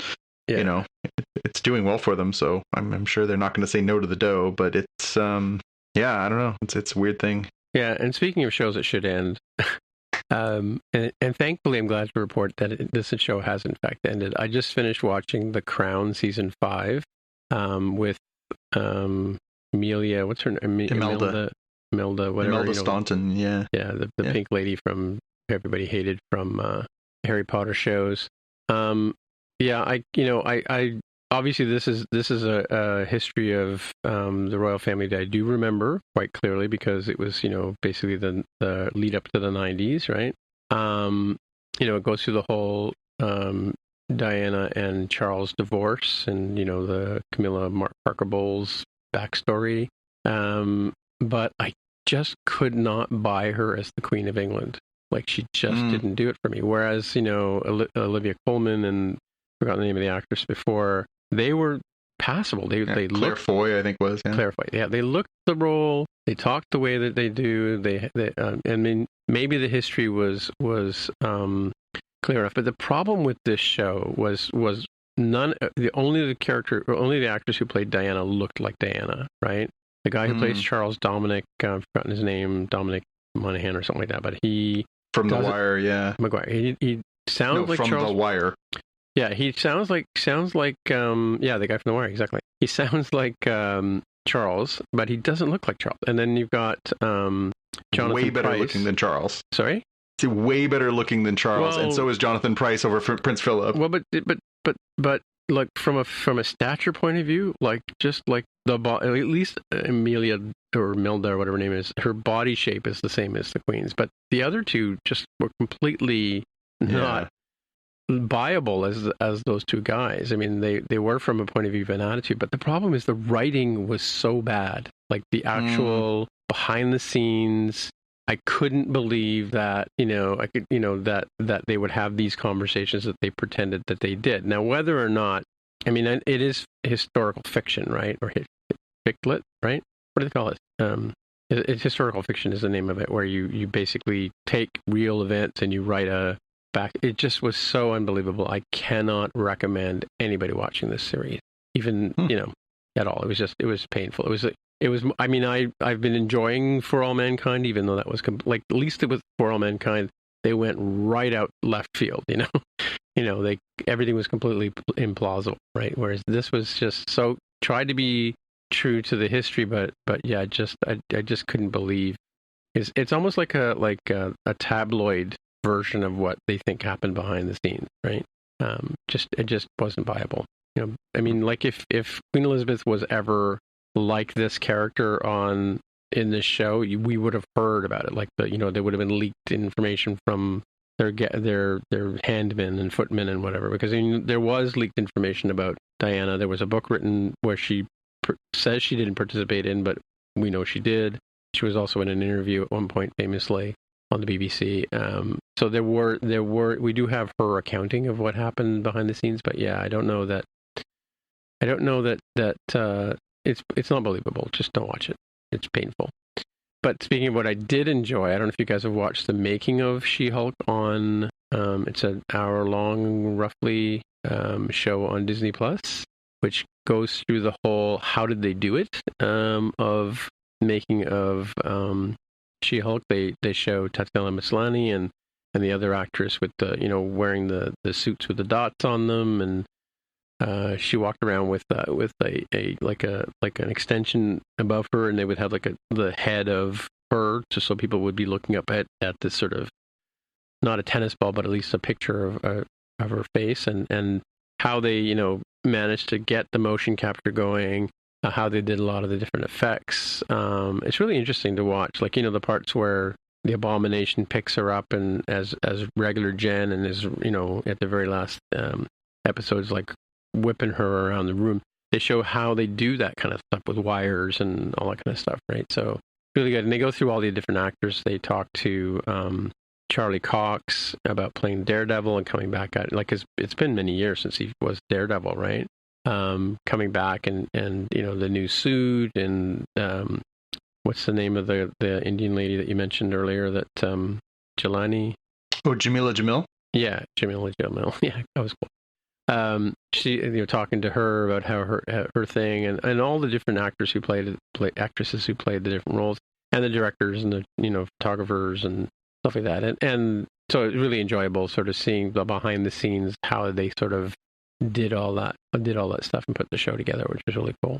So yeah, that's so yeah, I highly recommend watching the making of She-Hulk. I don't normally watch these. I mean, I like to watch them just from the point of view of watching them, but and I haven't gone through all the Star Wars stuff that's on Disney Plus, and some of it I've seen before, but there's some new stuff, and there's the making of Mandalorian and making of Boba Fett, I believe.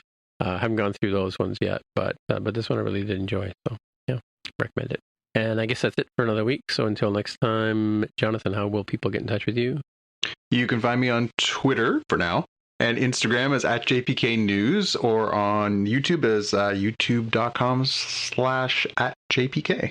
Okay, and Jaime, people get in touch with you? I'm on Twitter as @DevWithAHair. All right, my name is Timitra, Timmitra, and you'll find me there on the Twitter machine and the Mastodon. You'll find me on YouTube that way, so youtube.com/Timitra, and that's all the things, really, pretty much. So until next time, we'll see you in the future. Bye. Bye. Bye. You've been listening to the Spotcast podcast. If you want to find out more about the podcast or see the episode show notes, visit the Spotcast website at spotcast.com.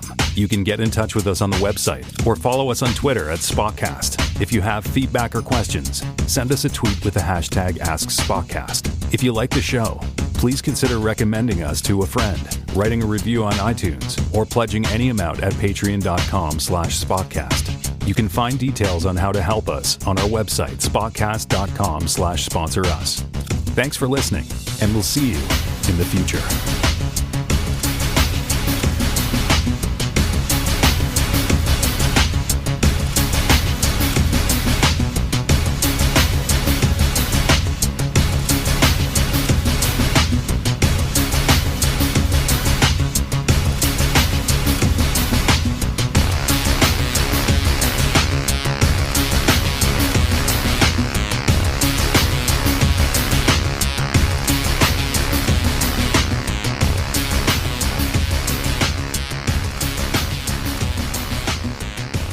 So, how about that football, eh? You watch Canada's football game there, Jaime? I did not. I missed. It was American football today, so I watched the early games, the Cowboy game, and then missed about half of the evening game to do this, which is just not a problem. Oh yeah. But what? How did your Cowboys do?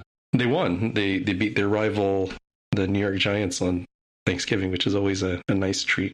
Remind me to ask him about my watch too, because I got the Ultra watch, eh? Oh, you did? Yes, it's super nice. I really am happy with the purchase. Because the one thing I think about this because because I'm on a program right now, I basically do a workout 3 times a day kind of thing, right? So I'm always like start a walk and I have to remember to turn the exercise thing on, right? Well, with the action button, you just push the action button and it goes right to workout, right? Mm-hmm, It's the default behavior. Like, it's funny because you can't, like, we were talking about the Ultra on more than just code, thinking about the action button. I mean, just to think that you could program it or you could choose it. It really can only do one action at a time, which is kind of weird, right?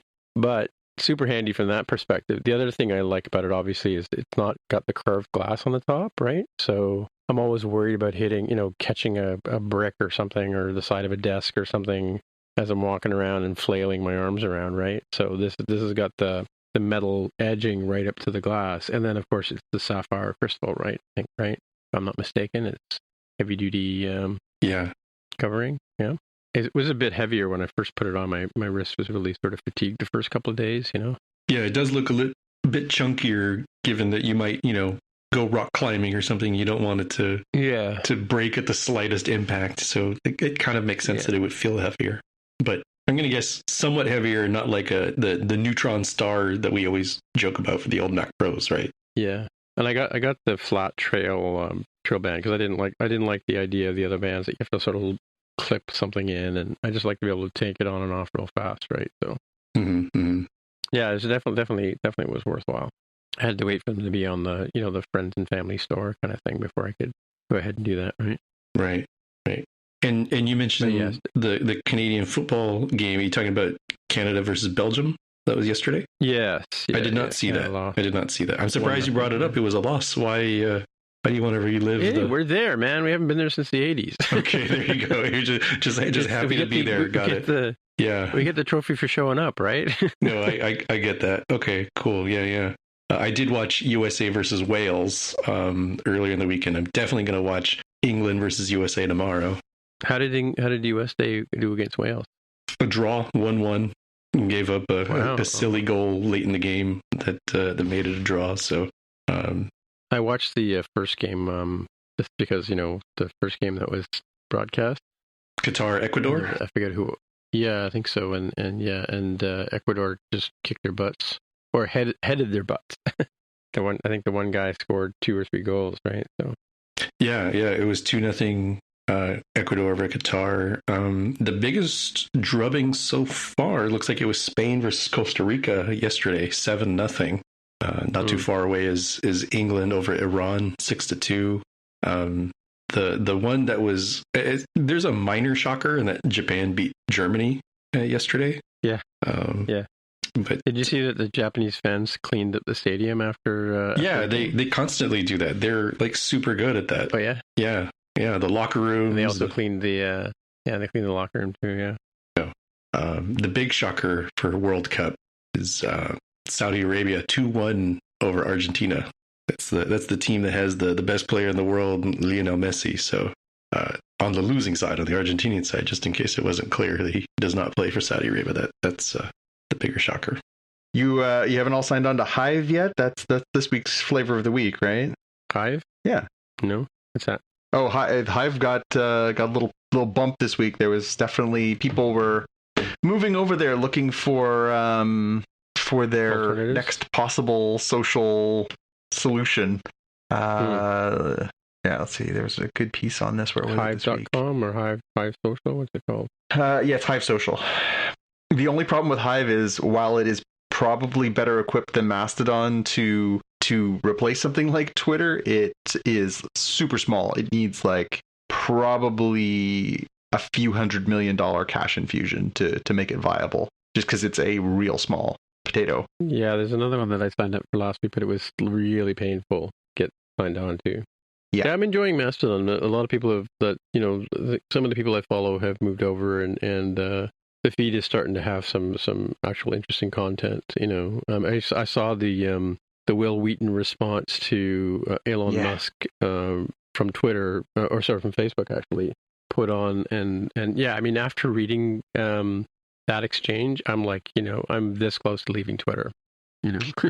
Yeah, it's really hard to stay impartial when the person in charge of the organization is being that belligerent. His response to the departure of several notable users, including Trent Reznor this week, were pretty galling. Yeah, just jaw dropping. And the thing about and he's turned it into a sweatshop, and unfortunately the kids that are working there think it's great, because they get to rub shoulders with this really famous guy. But I don't know if it's that worth it.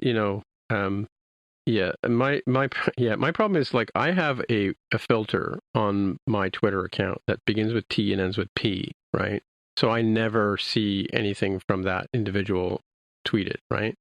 And I can't block Elon Musk, right? Yeah. I mean, I probably could, but I mean, like even employees that have left, they've suspended their accounts. I mean, like people who are legitimate pundits of the platform are being, like, just summarily executed by him, pretty much, the generalissimo, right? And then and then you hear things like Toronto is going to allow autonomous driving of Teslas downtown Toronto. It's bad enough everybody's on their cell phone down there. I mean, I'm talking about a pedestrian, right? Oh yeah, for sure. Like somebody's going to go. Somebody's going to die. I guarantee it. Speaking of deaths, you and I had a sad day today. Did we? Borje Salming. Oh, Borje Salming, yes. Toronto Maple Leafs legend Borje Salming died today at the age of 71 after a short battle with ALS. Mm-hmm. Yeah, he was the first hockey player I was ever a fan of when I was a little kid. Yep. Wow. He came to play in Toronto in the 73-74 season, and so, as I was a little kid, and my family were Leaf fans, and so the game was always on. And he had such an unusual name, and coincidentally or not, he was really, really good. So yeah, I remember we would go out and play. We'd all sort of say, "Well, I'm going to be, Mike Palmateer. Oh, I'm going to be Laney McDonald. I'm going to be Daryl Sittler." And I always wanted to be Borje Salming and pretend to be Borje Salming playing defense. I was lucky enough later in my life, during my previous career, to I got to spend an afternoon with Borje in Stockholm. Nice.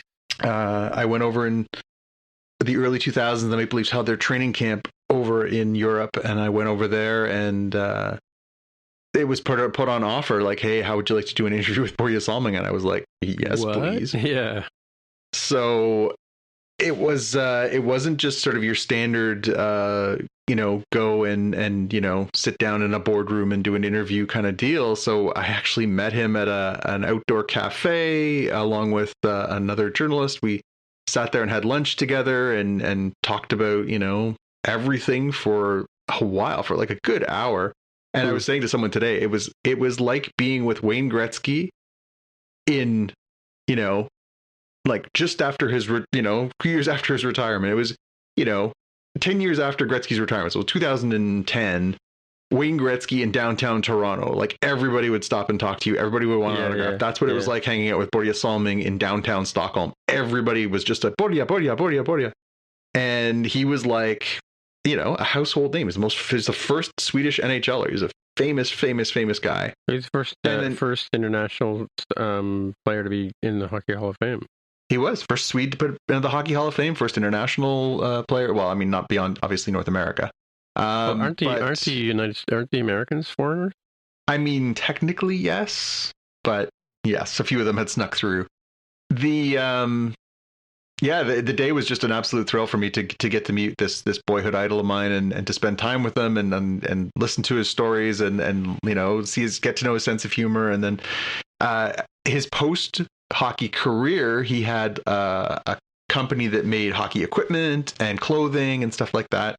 And I said, I'd love to get some pictures of you to go along with the piece that I'm writing for the publication. Maybe we can do a couple of things. He's like, oh, I have a great idea. So we walked down the street, which is, again, hilarious because like people were just like stopping and pointing and, high-fiving and everything else as he walked by. We walked to what is basically the equivalent to the Eaton Center in downtown Stockholm, went into this department store, and he walked into the one sort of, information area and said, "Hi, I'm looking for my underwear."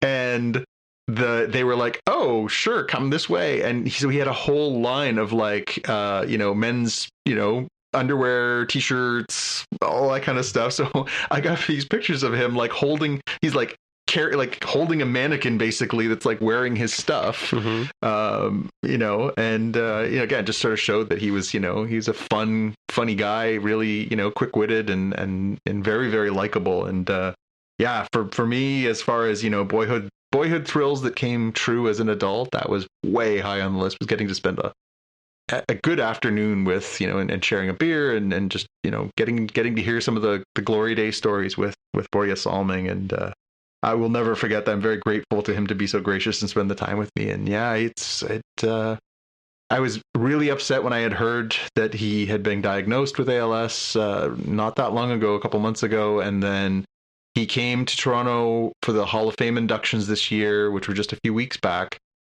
He had lost the ability to speak, but he was still, mobile, and he was still, waving and there was, some really beautiful ceremonies around his appearance here. And then, 2 weeks later, he's gone. I'm so sad and I'm so shocked. And, what a legacy to leave behind. He paved a trail for so many international players to see that they could have a career in the highest level of hockey. And, the crap that he went through, that's parts of his stories, like he was targeted in a way that like so few players understand, because he was a foreigner, you mean? Or yeah, like they were merciless. They were like, this SOB from Europe is coming in here to take our job. And he just got mercilessly attacked for a good chunk of his career.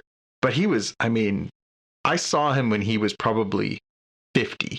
And he still looked like a Greek god. Like you could see the muscles through his shirt. Like he was jacked at 50. By all accounts, when he was in playing shape, he was the toughest SOB in the league. Like just, tougher than a bag full of nails. Right. And it's good because he just took a lot of crap for being Swedish.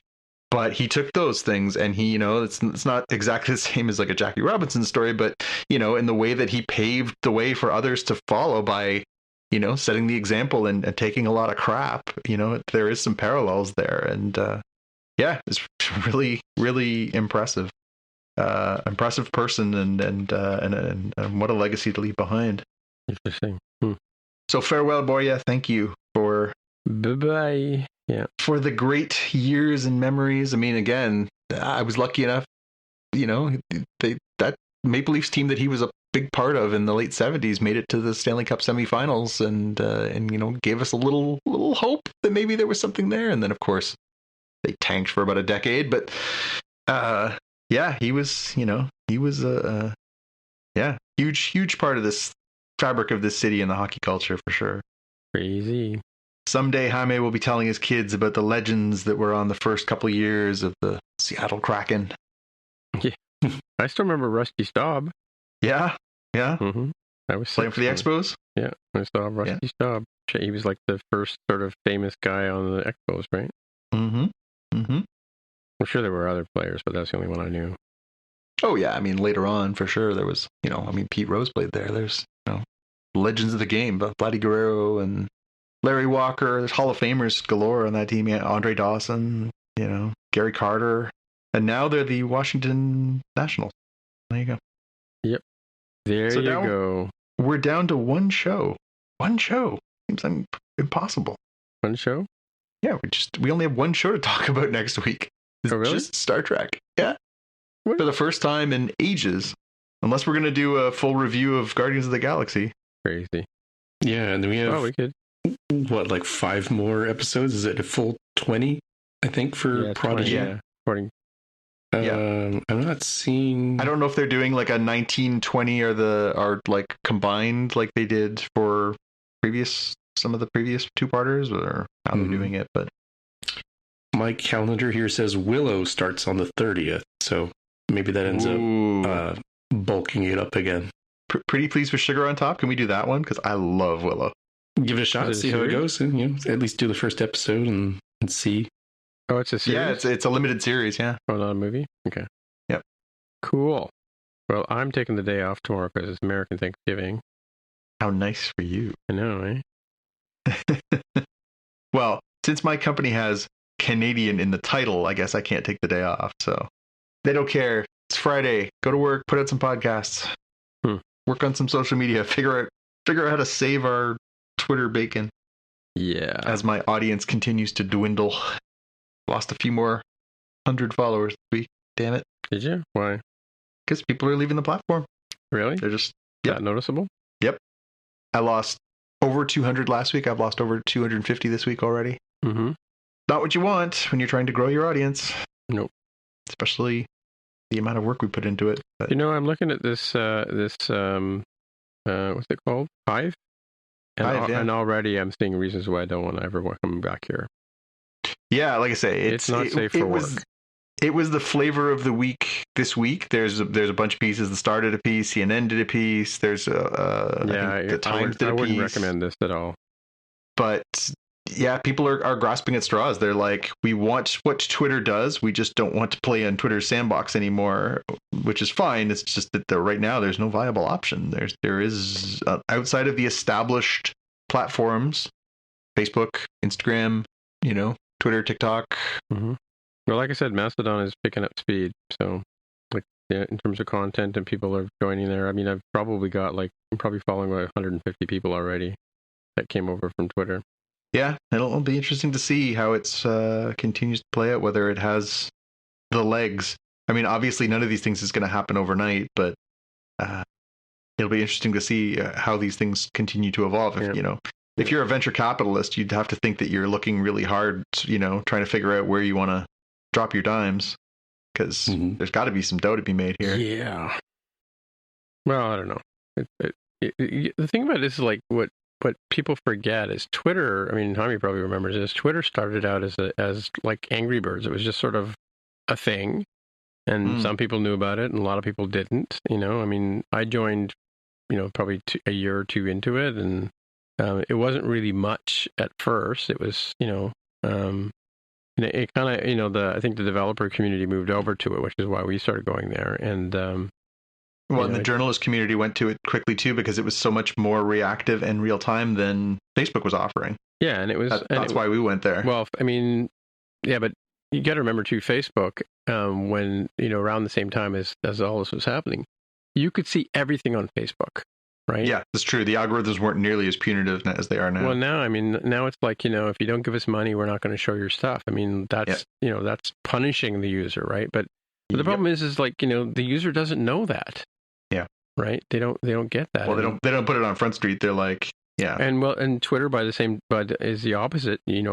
Everything that goes up on Twitter, you get to see. But the thing about Twitter is, it's like snowflakes. It's like, a snowfall. You only see the top layer of snow, when you hit Twitter, unless you're on it all day long, constantly scrolling. You're not really seeing, if you're not on it first thing in the morning, you don't see the tweets from first thing in the morning. If you're not on it, middle afternoon or late at night, you don't see the stuff, in those time frames either, right? Same thing. No, it's true, but then that's why they have like a trending feed and stuff like that too. Like for those of us that spend our days on this kind of platform, like you do get to learn how to use it just to maximize it. But you're right, it's a fire hose, right? We're on it all the time ourselves, because I mean, Jaime and I use it as a source for stories for more than just code. So we're on it a lot, right? But but you can't do that with Facebook, and LinkedIn is the same thing. LinkedIn is kind of, if you get notifications about people you follow, but unless you go and prepared to scroll through it all, you're not going to see it, right? So, and actually, it's funny because I've noticed that Facebook, even if you do the doom scrolling thing, you can go back like 100 posts or whatever, and then it's over. You're done. It's all they're going to show you, right? Yeah. That's how bad it is, right? But anyway, Twitter was a decent play. Twitter was more, I don't know, it was before, who bought it. It was kind of a democratic space. I mean, in that sense, like they and I did like the fact that they got rid of the really, really nasty people. I mean, that's the thing, right? Yeah, although it was like playing a game of whack-a-mole. The problem is that there's so many fake accounts and so much spam. Yeah, you can't fight it. But and I think that somebody pointed out last week, I saw that just a statistic that 70% of the people that follow Elon Musk are robots. Yeah. Yeah. Yep.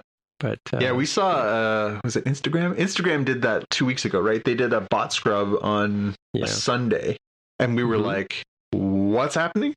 And in the end, for our work account, we lost like 10 or 15 or something like that, which is nice to know that really of the thousands that follow that really there was only a handful that were bots. But God forbid if Twitter had ever done a bot scrub like that, man, it would be a bloodbath because there are so many bot accounts out there. But sometimes the bots had more interesting things to say, frankly, than the real folks. So. Yeah. Fake news, everybody. Yep. Alrighty. Gonna call it a day. Enjoy your Black Fridays. Jaime, you're gonna go and elbow a nun down a flight of stairs for a flat screen TV or something. The older and more pregnant the nun is, the better, right? They just get the trifecta out of the way. Yeah. I love it. No, I'll be home. It's going to be kind of a casual working day because most people have the day off, and definitely going to take a long lunch to watch USA versus England World Cup. Oh, yeah, that'll be a good one. Yeah. Hey, when's the next Canadian game on, John?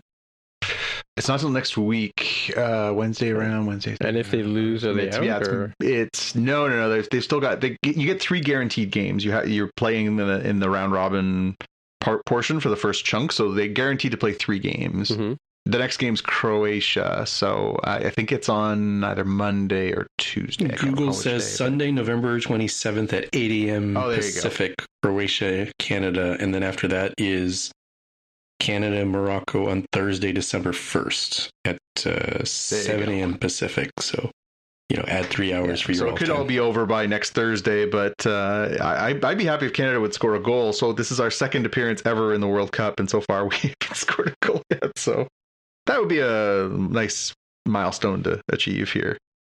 So speaking of trending on Twitter, somebody posted here about Andor. Huge miss by the Macy's parade today not to have a Mava hologram balloon telling people to fight fascism. Yeah. All right. And just have like a BT unit driving right down the middle of the lane, just, showing a hologram. Yeah. And lots of Rip King, which is all tweets about Boreas Salming. Yeah. Cool. All right. All right, guys. Talk to you later. Bye. Talk to you later. See you next week. Bye. Yeah. Bye.